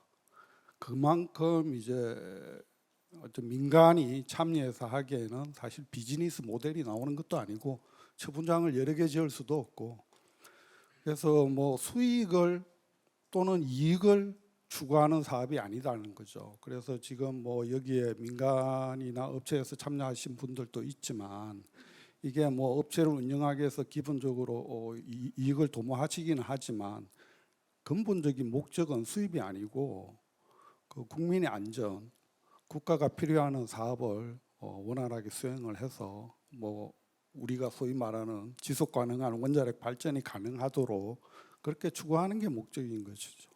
그래서 우리가 이 사업이나 연구 개발을 할 때 또 연구 결과를 활용을 하고 사업에 적용을 할 때 이런 그 기본 원칙을 좀 한번 생각해 봐야 된다. 그래서 개인의 이익이나 집단의 어떤 이익 또는 정부 부처의 어떤 서로 간의 이익을 생각하기보다는 좀 더 큰 그림에서 국가와 국민을 생각하는 차원에서 추진을 하게 된다면 국민들의 공감정을 상당히 올릴 수 있다. 그동안 우리가 뭐 이런 처분 사업에 여러 번 실패했던 것도 결국은 정부나 심지어는 우리 과학 기술자들에 대한 신뢰감도 상당히 이제 떨어져 있었던 이유가 있는 것이죠. 그래서 좀 더 국민들의 공감을 받으려면 좀 더 크게 생각을 하면서 기본 원칙에 충실할 필요가 있다는 생각이 들고요. 또 이런 관점에서 보면 우리의 연구 결과 그리고 뭐 우리가 꾸준히 처분 사업을 추진하는 과정들에 대한 어떤 진실성 그리고 투명성 이런 것들을 확보해야 된다는 겁니다. 제가 책을 읽다가 과학기술은 진실성에 기반해야 된다는 서강대 교수님인가 하시는 칼럼을 본 적이 있는데요. 과학기술자도 마찬가지로 진실성을 추구해야 됩니다. 그래서 아닌 거는 아니라고 얘기할 수 있는 용기가 있어야 되고 자기가 아는 거는 또 부풀려서 또 모호하게 얘기하지 말아야 한다고 생각을 합니다. 하지만 저도 그렇고 우리가 뭐 연구 개발을 하거나 과제를 따기 위해서 또는 사업을 원활하게 추진하기 위해서 이렇게 진행하다 보면 나도 모르게 좀 부풀려서 얘기하고 또 좀 불리한 거는 모호하게 얘기하고 모르는 것도 좀 아는 척하고 이런 것들이 결국은 국민들로부터 공감력을 이끌어내는데 좀 장애 요인이 된다 생각이 들고요.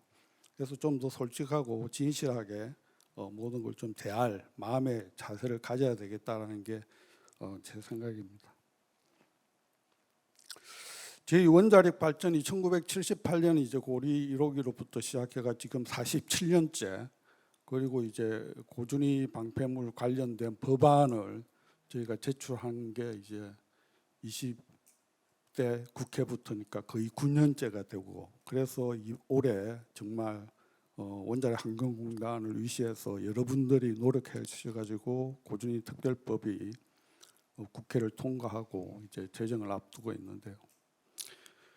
그래서 특별법에 따라서 우리가 이제 본격적으로 사업을 이제 진행을 하게 될 것 같습니다. 그런데 이런 사업의 첫발이 저는 이제 태백 연구용 원자로가 아닌가, 연구용 URL이 아닌가라는 생각이 들고요. 그래서 연구용 URL이 어떻게 보면 우리 처분 사업을 이끌어가는 처음이기 때문에 어떤 바로미터 역할을 할 수도 있겠다. 그래서 연구용 URL 사업을 정말 국민의 신뢰성을 받으면서 잘 추진을 해야 실제로 우리가 뭐 사이팅이라든지 여러 가지 기술 개발도 좀 탄력을 받고 국민들로부터 신뢰도 받을 수 있다는 생각이 들고요. 그런 사업을 추진함에 있어서 아까 말씀드린 진실성 그리고 투명성 이런 걸 바탕으로 해서 추진할 필요가 있다는 생각이 듭니다. 저 오늘 이 정도로 말씀을 마치겠습니다. 말씀 감사합니다. 그래서 요약하면 이제 신뢰를 확보해야 되는데 그거는 뭐 다른 어떤 뭐 홍보를 많이 하고 이런 걸 떠나가지고 우리 연구를 하시는 분들, 사업에 참여하시는 분들이 진실성을 일단 확보해야 된다. 다른 말로는 뭐 이해관계자가 되지만 이건 말은 좀 앞서 나간 말이긴 한데 어쨌든 굉장히 기본적인 근본적인 말씀에 대해서 좋은 말씀해 주신 것 같습니다. 그다음 우리 지질자원연구원 박예섭 박사님 앞에서 말씀을 많이 해주셨는데 그래도 또 빠진 부분 잘 준비해 주셨을 걸로 생각합니다. 네, 안녕하십니까. 방금 소개받은 한국지질자원연구원 심청처분환경연구센터의 박의섭입니다.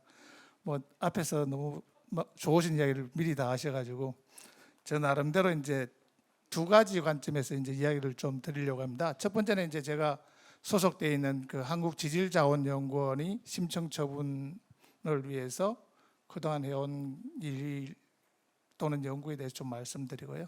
또 하나는 이제 제가 또 안방공학 전공자로서 학회에 좀 이제 드리고 싶은 말, 이런 요건으로 한 말씀드리도록 하겠습니다. 먼저 제가 이제 그 석사를 이제 암석역학을 전공할 때 그때 이제 지하공간의 한 사례로 그때도 심청처분이 나왔습니다. 그래서 벌써 한 40년 이상 됐을 때도 암석역학 내에서는 이 심청처분이라는 분야를 다루고 있었고 그런 연구들이 그 저희 학회를 안방공학회를 통해서 계속적으로 논문으로도 많이 발표된 걸로 알고 있습니다. 그런 이제 측면을 보면 꽤 오랫동안 흘러왔던 일들이 이제야 이제 하나하나씩 이제 실천화되어 가는 과정에 있는 것 같고요. 특히 이제 작년에 태백 연구용 URL에 대한 이제 부지 선정 그리고 올해 이제 특별법 통과로 인해서 갑자기 시기가 너무 빠르게 지금 흘러가는 듯한 느낌을 받고 있고요. 그렇다면 우리가 과연 제대로 준비해 왔는지, 그리고 어떤 부분을 그럼 제대로 이제 갖고 갈 건지를 되돌아보는 적절한 시기지 않을까. 이 학회에 지금 오늘 이런 자리들이 그런 관점에서 보면 먼저 이제 저희 한국지질자원연구원은 뭐 아시는 바와 같이 국토지질조사 그리고 광물자원, 뭐 해저자원 그리고 광물 활용 등 다양한 분야, 이렇게 땅과 관련된 분야에 대해서 다양한 연구를 하고 있습니다. 그래서 이제 심청처분에 필요한 천연방벽 또는 이제 부지 조사에 대한 이제 많은 연구들을 할 수가 있는 역량이 있다라는 거죠. 그리고 저희가 이제 기본 사업이나 국가 기관 고유 사업을 통해서 장비라든지 시험법 그리고 이제 그 현장 시험에 대한 부분, 장비에 대해서도 저희가 꾸준히 이제 구축을 했고요. 특히 이제 심청처분환경연구센터는 5km까지 저희가 조사를 할 수 있는 장비와 그리고 이제 시험 방법들을 저희가 계속 개발해 왔고요. 또한 이와 같이 개발된 거를 이제 모델링으로 이제 검증하거나 저희가 예측하기 위한 기법들도 저희가 계속 개발을 해 왔었습니다. 그래서 뭐 급하게 태백 URL 부지 조사를 들어간다든지 아니면 이제 저희가 심청처분 부지 조사 단계에 들어갔을 때 저희가 무엇을 해야 될 건지를 생각을 해봤을 때 일단은 이제 저희 연구 결과로 그 방패 연구단이 이제 전 조직으로 이제 방패 연구단이 있는데요. 거기 때 8종에 대한 지질환경 정보들을 이제 발간을 했고요. 그 후속으로 이제 해왔던 게 이제 다양한 암종에 대해서 약 500m 정도에서의 신부 특성 또는 환경에 대한 이제 연구를 저희가 국내 여러 사이트를 대상으로 해왔습니다. 이러한 연구들은 이제 저희가 심청 처분이 본격적으로 사업화가 될 때 저희가 부지 조사라든지 특성화에 어떻게 이제 기여할 건지에 대한 부분에서 이제 저희가 진행을 해왔던 거고요. 이제 그런 관점에서 이제 저희는 그 캐리, 뭐 코라더 킨스와 이제 다양한 이제 그 사업들에 대한 협력을 해왔고, 데코발렉스 프로젝트와 같은 이제 국제 협력 사업도 이제 해왔던 이제 그런 해왔었고 지금도 하고 있는 상태입니다. 그리고 이제 작년에는 이제 또 산업부 비에타 사업도 저희가 그는 이제 초장기 그 지질 안정성 예측을 하는 이제 그 과제를 6년짜리 과제를 저희가 또 주도를 하게 된 부분도 있고요. 이와 같이 한국지질자원연구원은 이와 같은 심청 처분에 대해서 저희가 기여할 수 있는 부분에 꽤 오랫동안 이제 사업을 해왔고 준비를 하고 있었다라고 이제 좀 알아주시면 고맙겠습니다. 다른 하나 이제 그 제가 이제 암성역학 또는 안반공학도로서 이제 생각을 하다 보니 결국은 이 사업은 앞서 여러분들이 말씀하셨지만은 저희 세대뿐만 아니라 다음 세대, 그 다음 세대까지도 계속돼야 되는 굉장히 긴 사업입니다. 긴 프로젝트이기도 하고요. 그 다음에 이제 가장 중요한 게 저희가 기본 계획에서도 이야기하고 있는 게 인력 양성 부분이 되게 중요하게 다루고 있고, 사업자인 코라드에서도 그래서 인재 개발원을 만들어서 지금 인력 양성 프로그램을 지금 시행하고 있는 걸로 알고 있고, 또 산업부 자체에서도 그 서울대 중심으로 이런 처분 인력에 대한 연구들을 하고 있는 걸로 알고 있습니다. 근데 이제 그 내용을 좀 구체적으로 보면 안반공학이라고 하는 분야가 그 안에서 어느 정도 다루고 있는지 제가 볼 땐 잘 안 나타나는 것 같습니다.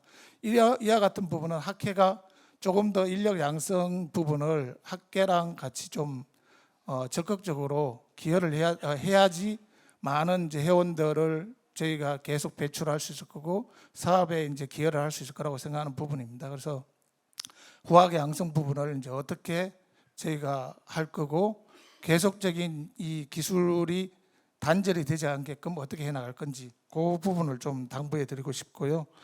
또 하나는 앞서 말씀드린 바와 같이 저희가 40년간의 이제 연구 활동 속에 많은 성과품이 있었는데도 불구하고 안방공학회가 최근에 왔어야 이제 저희가 이제 이야기하고 있지만 밖에서 뭘 했는지 잘 모르고 있다는 부분이죠. 그래서 이러한 부분에서도 저희의 과거를 되돌아보면서 그동안 해왔던 부분들을 다시 그 주변에 알리는 이제 그런 작업들이 필요하지 않을까.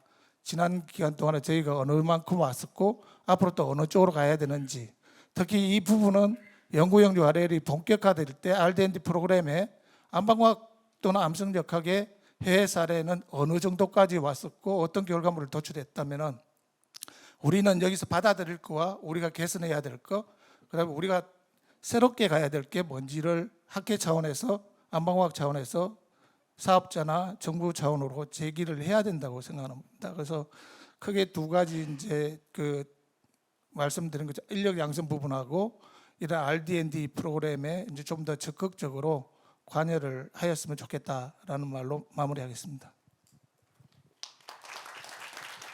네, 박 박사님 감사합니다. 그래서 안방공학회의 역할, 안방공학회가 오랫동안 이 주제를 다뤄왔기 때문에 앞으로 더 큰 역할을 해야 된다는 거하고 디자인의 지질자원 분야 종합기관으로서 여러 가지를 하고 있다는 거 그 말씀해 주시고, 또 인력 양성의 중요성과 또 연구개발의 뭐 로드맵에 관한 그런 비전을 갖고 있어야 된다. 그 정도로 정리할 수 있을 것 같습니다. 오늘 마지막 순서로 우리 사용해결료 관리 핵심기술개발사업단 김경수 단장님 말씀 듣겠습니다. 예, 제가 그 좀 슬라이드를 몇 장 준비를 했고요. 회원님들은 모니터 스크린 좀 작은 걸 보시면 될 거고 큰 거에는 좀 여기 방해가 될 거서 여기 껐습니다.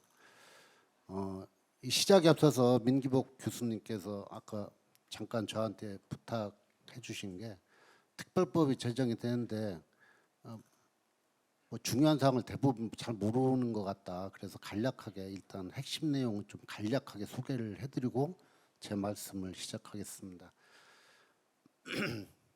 거버넌스가 바뀝니다. 총리 소속으로 일반 행정위원회 성격의 고준위 방사성 폐기물 관리위원회가 위원장 포함 9인으로 구성이 되고요. 그 밑에 정부 중앙부처 공무원들이 약 20-30명 규모의 사무처가 구성이 됩니다. 그 밑에 관리사업자로서 원자력 환경공단이 이제 관리사업자 역할을 하게 되는 것이고요. 그게 하나 있고, 일정이 아까 2050년 중간저장시설, 2060년 처분장 운영이라는 일정을 제시했습니다. 여기에서 우리가 알아야 되는 게, 어디에다가 그 두 시설을 하는데 법에는 나와 있지 않습니다만 국가 기본계획 마스터 플랜에 하나의 부지에다 한다는 게 있습니다. 우리가 그걸 명심을 해야 될 거고요. 법에서 말하는 관리 시설은 세 가지입니다. 중간 저장 시설, 심층 처분 시설, 처분 부지의 URL, 이 세 가지입니다. 이따가 연구용 URL 따로 말씀드리겠습니다. 그거는 관리 시설이 아닙니다. 연구 시설입니다. 그 다음에 관리에 필요한 기술 개발에 관한 내용도 법에서 명시를 했고요. 기술 개발과 인력 양성을 하도록 되어 있습니다. 따라서 현재 우리 다부처 사업은 지금 3개 부처의 컨트롤을 받고 있잖아요. 그러니까 향후에는 법이 시행이 되면 고방위, 고준위 방패물 관리위원회 고방위의 지배를 받게 될 것이고요. 부처별로 시행되고 있는 고준위 방사성 폐기물 관련된 비에타 규모의 R&D도 아마도 고방위 컨트롤을 받을 가능성이 높습니다. 그래서 관리 기술 중에 하나로서 연구용 URL이 이제 들어가 있는데, 처음에 22대 국회 들어와서 여당 4명, 야당 1명에서 5개 법안이 나왔는데, 처음에는 연구용 URL이 임의 규정이었었어요.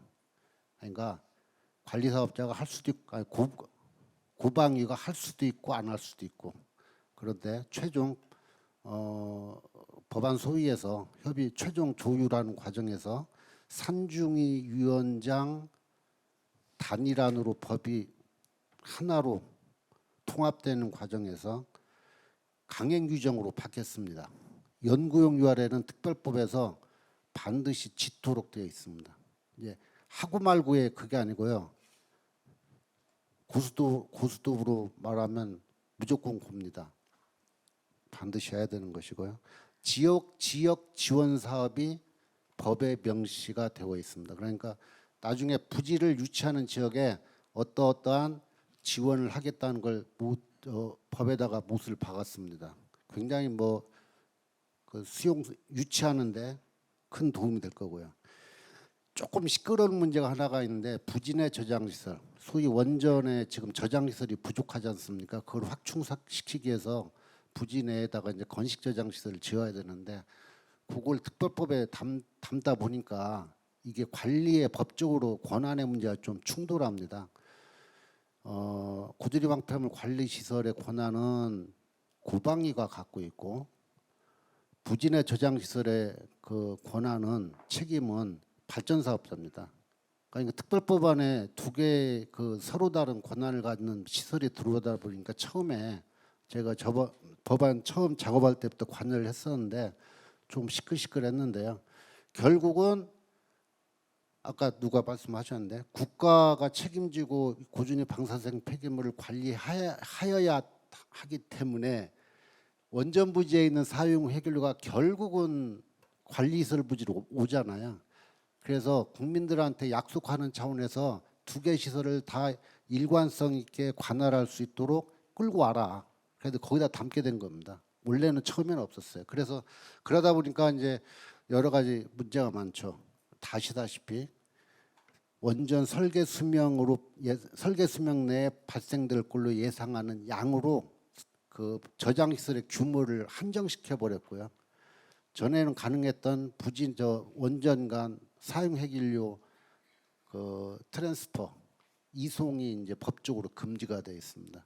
그러니까 발전 사업자 측면에서는 원전의 안정적 운영이라든가 그 다음에 또 이 부진해 저장시설의 설치에 대해서 관리사업자하고 협의하고 또 고방리의 허락을 받고 그런 다음에 원안위에 인허가 신청을 해야 되는 그런 절차적인 과정이 늘어났다는.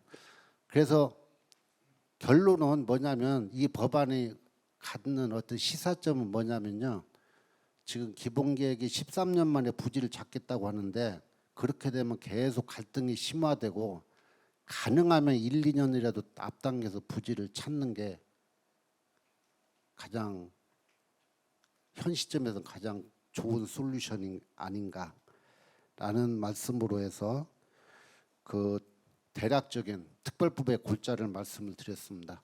제가 너무 시간을 많이 쓰면 안 될 것 같아서 오늘 주제는 이제 제가 항상 뭐 작년에 행정학회 또 오늘 이제 우리 안방공학회 5월 달에는 또 한국소통학회하고 특별 세미나를 하고요. 10월 달에는 지구과학 협의회하고 또 합니다. 항상 저는 같은 말을 할 것이고요. 결국은 우리가 관리 기술이 국민들한테 받아들이지 않으면 아무 의미도 없고 쓸데도 없는 관리 기술을 개발하면 뭐를 하겠냐는 거죠. 그 논리고요. 그래서 책에 쓰여 있는 거 말고 국민들이 받아들일 수 있는 그런 뭐라고 그럴까 그런 아이디어를 보여줘야지. 예를 들면은 과학기술 쪽에서는 정답은 이거니까 국민들은 그냥 따라오세요 하는 건 굉장히 저는 도덕적이지 못하다고 생각합니다. 이제 옛날처럼 논문이나 쓰고 보고서 쓰는 그래서는 안 된다. 그래서는 이 사업 진행을 못한다. 그래서 법에 의해서 이쪽 보여주세요. 이쪽 보시면 이게 부지 선정 절차인데요. 원자력 환경공단에서 가능한 부지에 대해서 공표를 하면 해당 지역 지자체장에 신청을 하게 됩니다. 하는데 지역 주민의 의사를 묻고서 하게 돼 있어요. 그 다음에 마지막에 최종 부지가 되더라도 또 주민 투표를 하게 됩니다. 두 번에 걸쳐서 주민들이 비토권을 행사할 수 있다. 그래서 이 절차가 의미하는 바는 시설 안정성, 기술적 안정성에 대해서는 일단 기본적으로 깔아줘야 된다. 그러니까 우리가 현지 사람들한테 이거는 이제 안전성에 대해서는 걱정하지 마세요라고 얘기할 수 있어야 된다는 겁니다. 주민들이 거기에 대한 믿음도 없이 어떻게 시설을 유치하겠어요? 그 다음에 그러기 위해서는 수용성을 높일 수 있는 기술적인 대안을 좀 제시를 해야 되지 않겠느냐는 것이고요. 그 다음에 3쪽을 좀 보여주십시오. 그런데 우리나라 그 소셜 라이선스 측면에서 그 수준이 어느 정도 되느냐면은 전국 규모로 보면 처음 처분장에 시급하다는 90% 이상이 동의를 하지만 원전 지역 주변으로 가면은 50% 밑으로 뚝 떨어집니다. 제가 이 지금 50%라는 숫자는 굉장히 후한 것이고요. 조금 보수 쪽으로 조금 뭐 파퓰레이션을 좀 달리하면은 30%대로 떨어져요. 이런 상황에서는 부지 공모를 해도 반응을 기대할 수 없다. 그래 적어도 제가 볼 때는 60% 이상은 돼야 그러니까 지역 주민들 사회에서 커뮤니티에서 60% 이상은 돼야지 지자체장의 정치적인 생명을 걸고 손을 들지 않겠느냐는 것이고요. 그래서 그 다음 쪽 사업단에서는 첫 번째 이런 걸 위해서 지금 과학기술계 학회 그 다음에 인문사회계 소통 관련된 갈등 관련된 학회들하고 계속 1년에 한두 차례 많게는 3차례 이상 포럼을 계속 하고 있고요. 두 번째로 지역사회에서 조금 인플루언서들을 좀 모아서 대화하는 현재 가서 직접 스킨십 할 수 있는 준비를 하고 있습니다. 다만 우리가 얘기하는 건 기술적인 안전성만 얘기를 하려고 합니다. 왜냐하면 우리 김유광 실장 쪽에서 또 해야 될 일이 있기 때문에 그쪽 영역은 저희가 관여하지 않고 오로지 기술적 안전성만. 그 다음에 세 번째로서는 우리 사업단에서는 올해부터 국민 인식 조사를 좀 할 겁니다.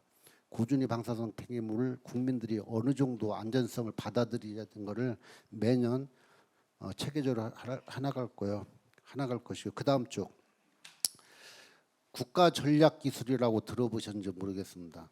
NST 지금 이사장 김영식 의원이 국회의원 그만두기 바로 직전에 국가전략기술 육성에 관한 특별법을 제안을 해서 통과가 됐고요. 거기에 12개 전략기술이 담겨져 있습니다. 이게 무한 경쟁의 그 패권주의 시대에서 우리나라가 살아나가야 될 전략기술을 개발하는 건데 그 중에 12개 중에 하나가 차세대 원자력이고요. 그림에 보시면 중간에 차세대 원자력 중에 중점 기술이 세 가지입니다. 요새 유행하는 SMR, 소형 원자로, 두 번째가 차세대 원자력, 원전 모형, 그 제4세대 원자로라고 생각하시면 되고요. 그 다음에 폐기물 관리 기술, 여기에는 저장과 처분 기술이 들어가 있고요. 그 중점 기술 옆에 점선으로 해놓은 건 보시고 그 좀 디테일한 내용, 이게 대외비라서 그 밑에 내용은 제가 가져오지 않았습니다. 제가 말씀드린 것은 법에 의해서 저장하는 기술, 심층 처분하는 기술은 특별법에, 이 방패 저 고준위 특별법이 아니고요. 전략기술 특별법에 의해서 투자가 됩니다. 세 번째로 제가 이제 언론을 통해서나 그 해저 방패장 부대를 말씀드렸는데 이거는 지금 요 장점에 대해서 시간상 읽어보시고요. 세 가지 정도로 요약을 할 수 있습니다. 그림도 보시고 이건 영국의 뉴클리어 웨이스트 서비스에서 제공한 그림입니다.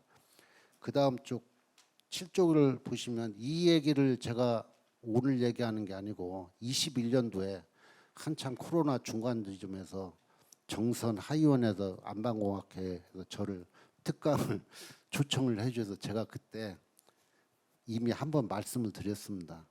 이게 왜냐하면 이걸 하자는 게 아니고요.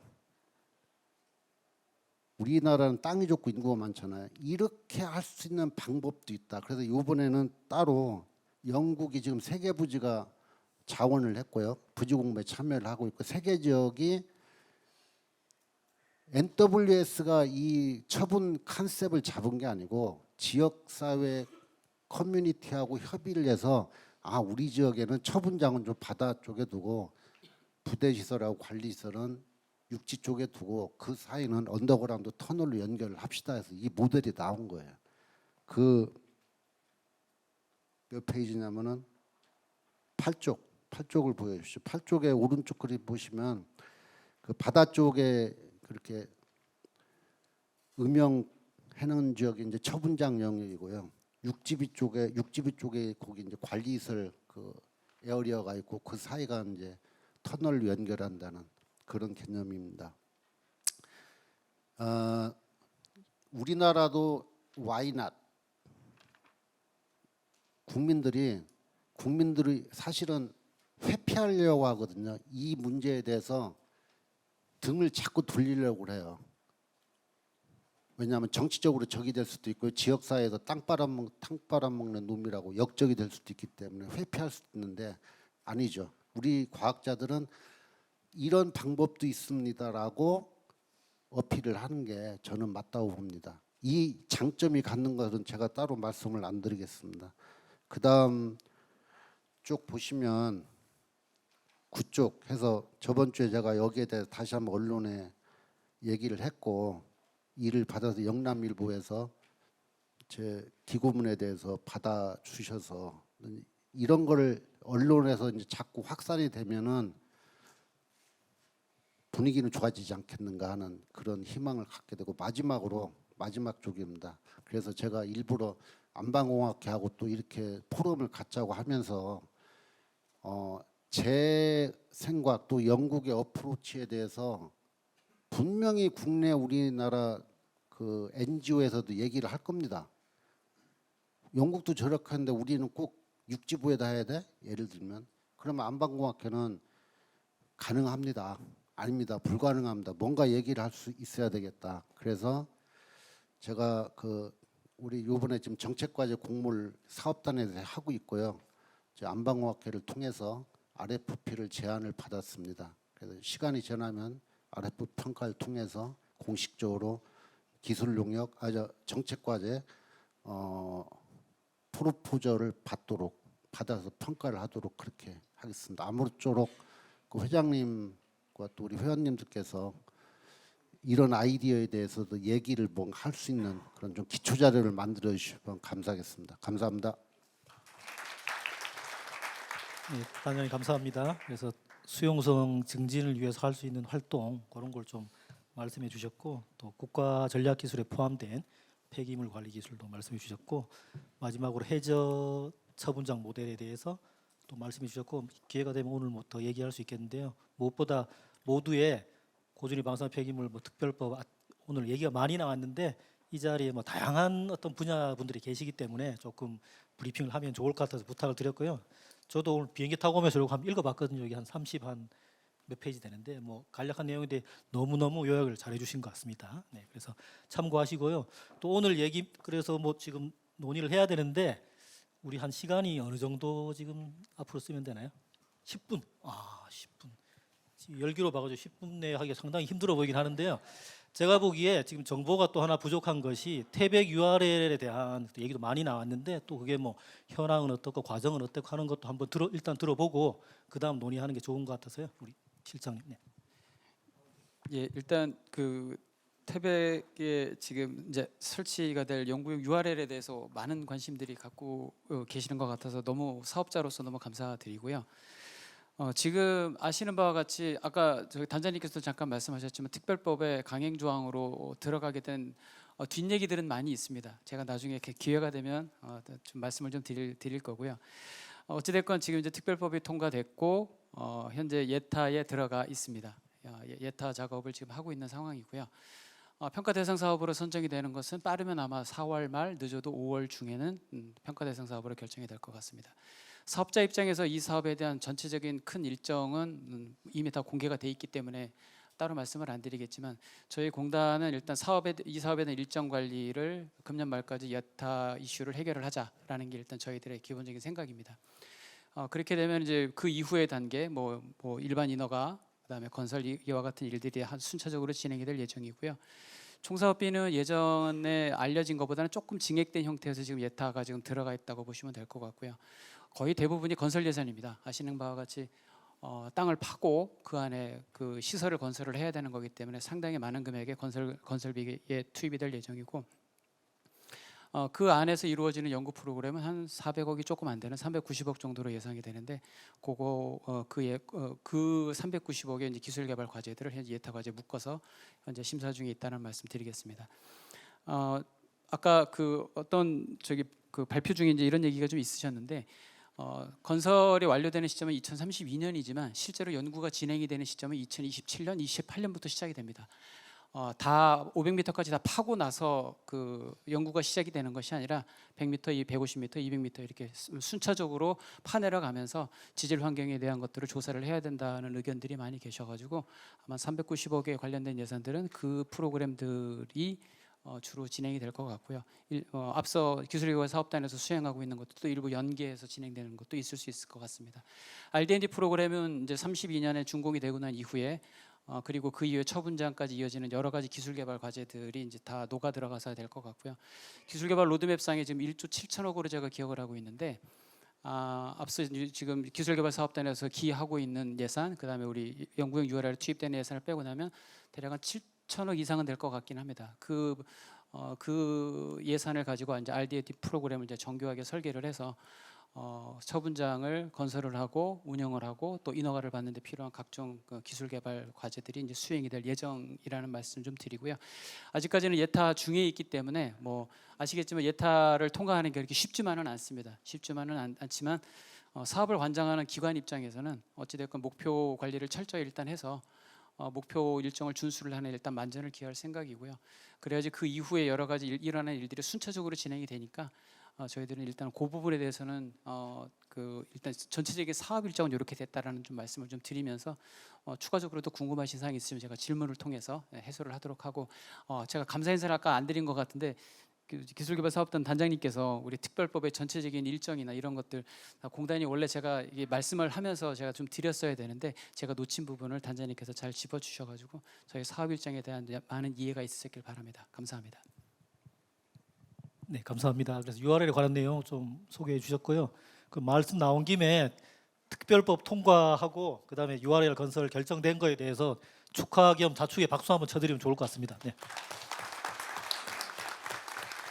그리고 뭐 시간이 좀 없다고 하니까 그게 와서 오늘의 주제는 어떤 대중 수용성에 관한 거 그게 하나 있고 다른 건 안방공화에 관한 건데 조금 뭐 질문을 해야 되는데 사실 저는 김유광 실장님 말씀 아까 그 여기 자료에 보면 계몽주의도 나오고 인지심리학 뭐 이렇게 굉장히 어려운 말씀을 하셨는데 그 특히 이제 뭐 주식 투자하면서 어떻게 굉장히 준비되지 않은 어떤 판단을 한다는 거 이게 자칫 잘못 들으면은 그간 우리가 대중수용 확보에 실패했었고 주민들의 반응 자체가 합리적이지 않고 굉장히 즉흥적인 반응이었다고 오해할 수 있는 여지가 있기 때문에 또 분명 어떤 깊은 생각을 하시고 말씀하신 거라 생각하기 때문에 그 부분에 관련돼서 조금 더 구체적으로 그 공단의 사업 관리 사업자로 지금 법에 나와 있기 때문에 어떤 식으로 대중 수용소를 확보할 것인가 아까 철학적인 거 말씀하셨고요 구체적으로 좀 말씀해 주시면 좋을 것 같습니다. 예, 실질적인 사항들을 좀 말씀을 좀 드리자면 일단 특별법의 이 특별법이 이제 절차법입니다. 이제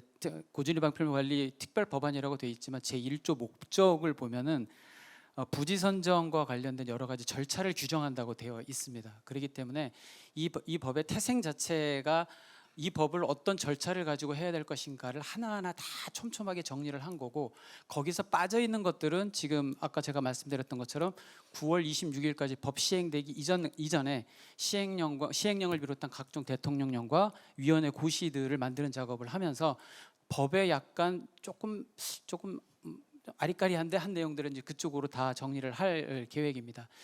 특별법에 이제 명시가 되어 있는 여러 가지 많은 사항들 중에 아까 단장님께서도 말씀하셨지만은 지역 지원과 관련된 사항들이 상당히 많이 있고 절차마다 지역 주민들의 의견을 어떻게 수렴을 할 것인가 그리고 다시 어떻게 백을 할 건가 이런 것들이 이제 다 정리가 되어 있기는 합니다. 법이 그렇게 되어 있고 시행령을 아무리 촘촘하게 만든다 하더라도 제가 사업자 입장에서 이거를 실제 해보면 실제 현장에서 예상하지 못했던 법령을 만들 때 예상하지 못했던 일들이 많이 일어납니다. 그런 일들에 있어서 우리가 어떻게 대응을 해야 될 건가는 제가 아까 일부에서 우리 그 권 박사님이 얘기하신 것 중에 스토리텔러라는 말씀을 하신 걸 제가 잠깐 캐치를 했는데 스토리텔러를 육성을 하고 양성을 하는 것도 저희 기관이 지금 잡고 있는 미래 인재 중에 하나의 모습입니다. 어려운 공학적, 어려운 기술적 이슈들을 대중들에게 어떻게 쉽게 설명할 것인가 이게 굉장히 저희 기관이 안고 있는 숙제거든요.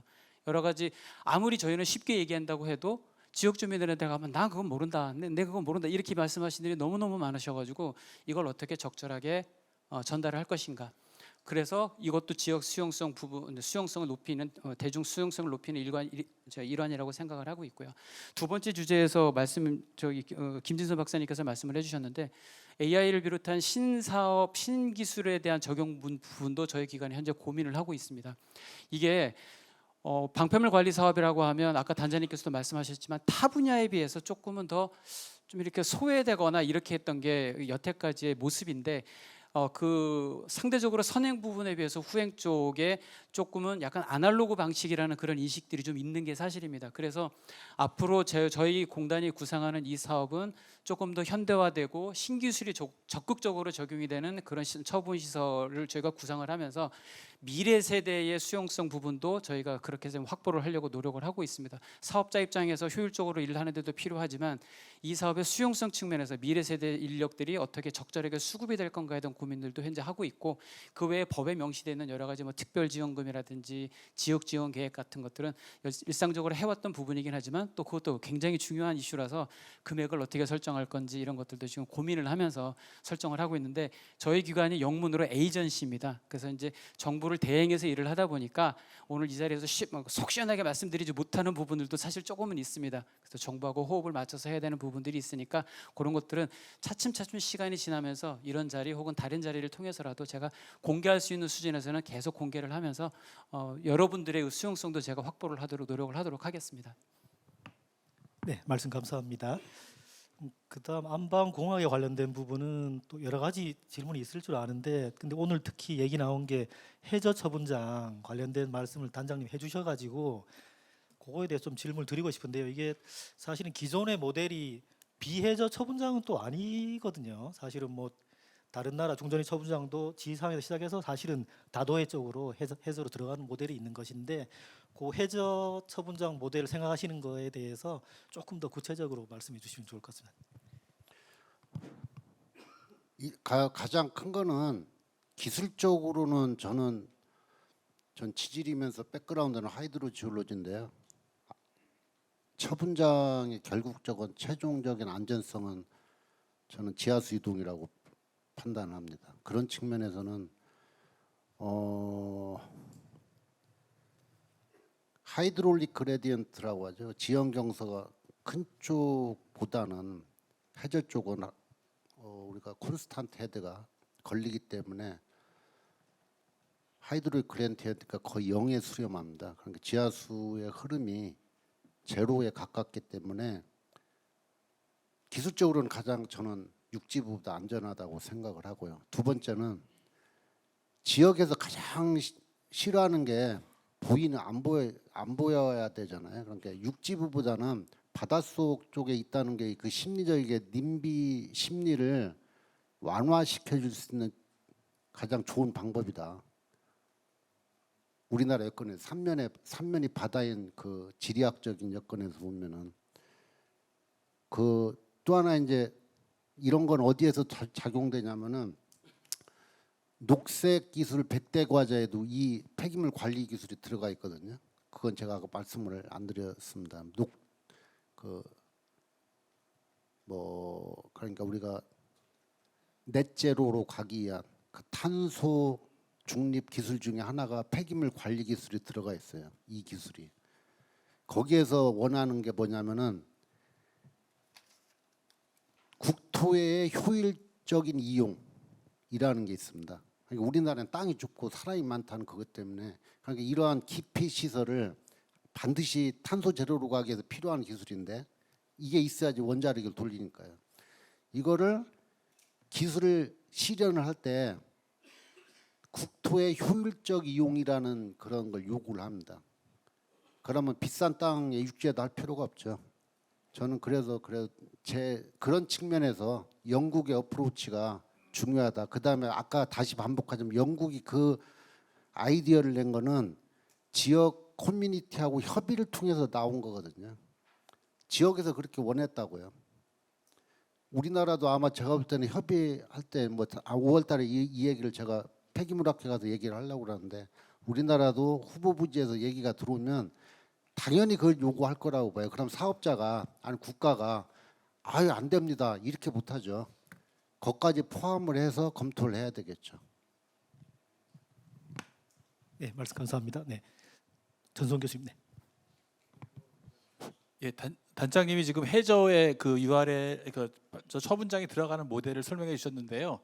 사실 우리나라에 해저 터널 연구단이란 그 기관이 있었어요. 국토부 이제 R&D를 했는데 그 해저 터널 연구단에서 한 과제는 목포에서 터널을 또 제주까지 가는 거였는데 제주를 어프로치하면서 유층이라고 굉장히 연약한 지반이 수심 200m까지 있어갖고 터널이 200m 심도에 있습니다. 그래갖고 수압을 20바를 받는 거로 설계를 했기 때문에 만약에 그런 지층이 나오면은 굉장히 장애가 있다고 생각이 되는데 제가 알기로는 우리나라 동해안에 굉장히 좋은 지층이 많다고 생각이 되고요.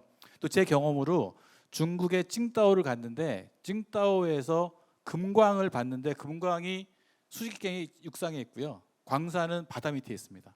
근데 물의 수심이 50m였는데 물이 안 들어오고 광산을 아주 성공적으로 그 금광을 유지하는 케이스가 있었기 때문에 지금 말씀하신 모델이 지반 조건에 따라 다르긴 하지만 좋은 지반을 선택하면 충분히 가능하다고 생각합니다. 네.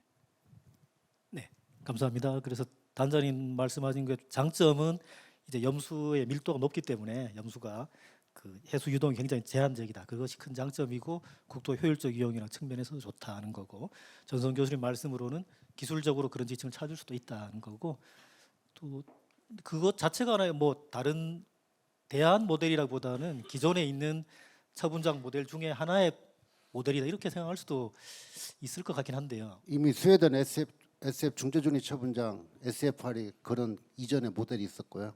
포시바에서 지금 포스마크에서 처분장 하는데 그게 바로 해안선이 있기 때문에 어차피 해수면 밑입니다. 그러니까 그걸 해안선에서 얼마나 나가느냐 들어오느냐 그 문제지 결국은 예, 비슷한 얘기라고 봅니다. 네네. 말씀 감사합니다.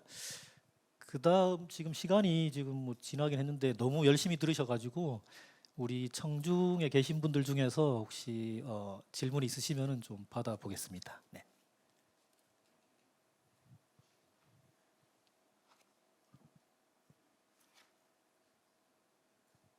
없으신가요? 네.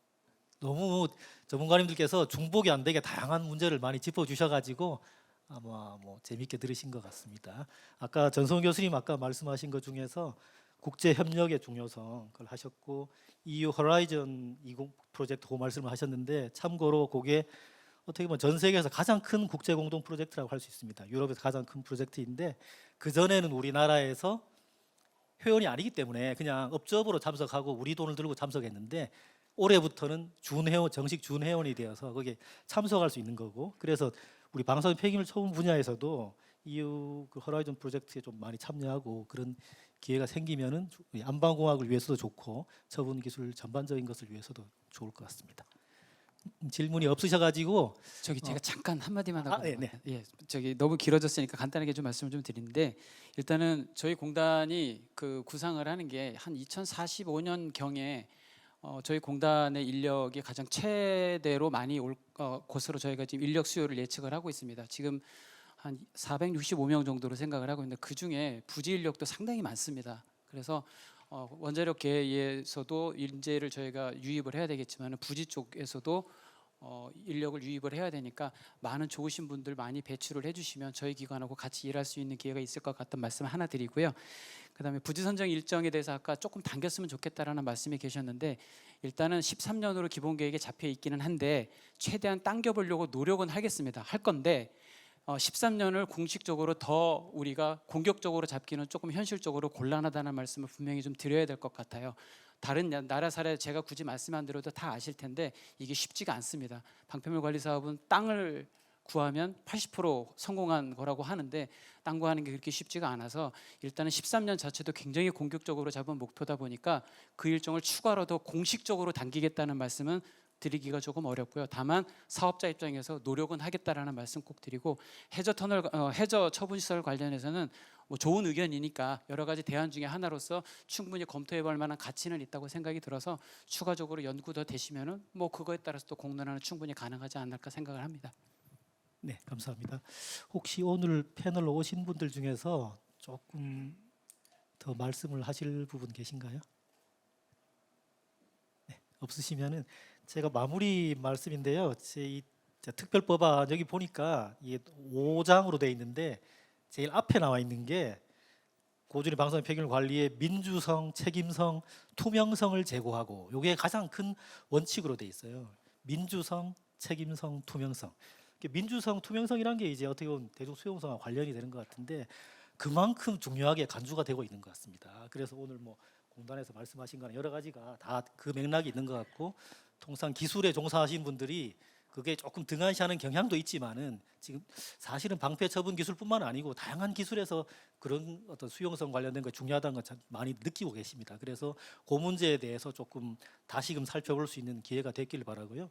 또 우리 박이섭 박사님께서 안방공학 이런 관련 연구한 지 오래됐다 말씀하셨는데 제가 한번 찾아보니까 1998년에 나온 안방공학 관련 논문을 보니까 방사선 폐기물 처분장에서 해서 열수 역학적 상호작용에 관한 수치해석 연구 이게 논문 주제예요. 그래서 이런 관련 연구를 한 지가 매우 오래됐다는 거고 안방공학 종사하시는 분들이 굉장히 오랫동안 준비를 해갖고 캐리에서 사업을 공식적으로 시작할 때쯤부터 저희들이 해왔기 때문에 자부심을 가지고 두 개의 큰 어떤 마일스톤이 생긴 이때 뭐 어깨가 무겁다는 말도 부족하다고 생각하거든요. 그래서 더 이렇게 관심을 가지고 특히 여기 있는 젊은 학생들이 관련 주제에 더 관심을 가지는 그런 기회가 됐기를 바라겠습니다. 그래서 오늘 열띤 어떤 논의를 한 것 같고요. 1부, 2부 또 3부 다 해서 너무 좋은 발표를 해주신 것 같아서 우선 3부에 큰 좋은 발표해 주신 패널 여러분들께 큰 박수 부탁드립니다. 그리고 우리 사업단하고 그 안방공학회 준비를 해주셨는데 제가 뭐 끝나는 사람 아니지만 마지막으로 준비해 주신 여러분들께도 큰 박수 부탁드리겠습니다.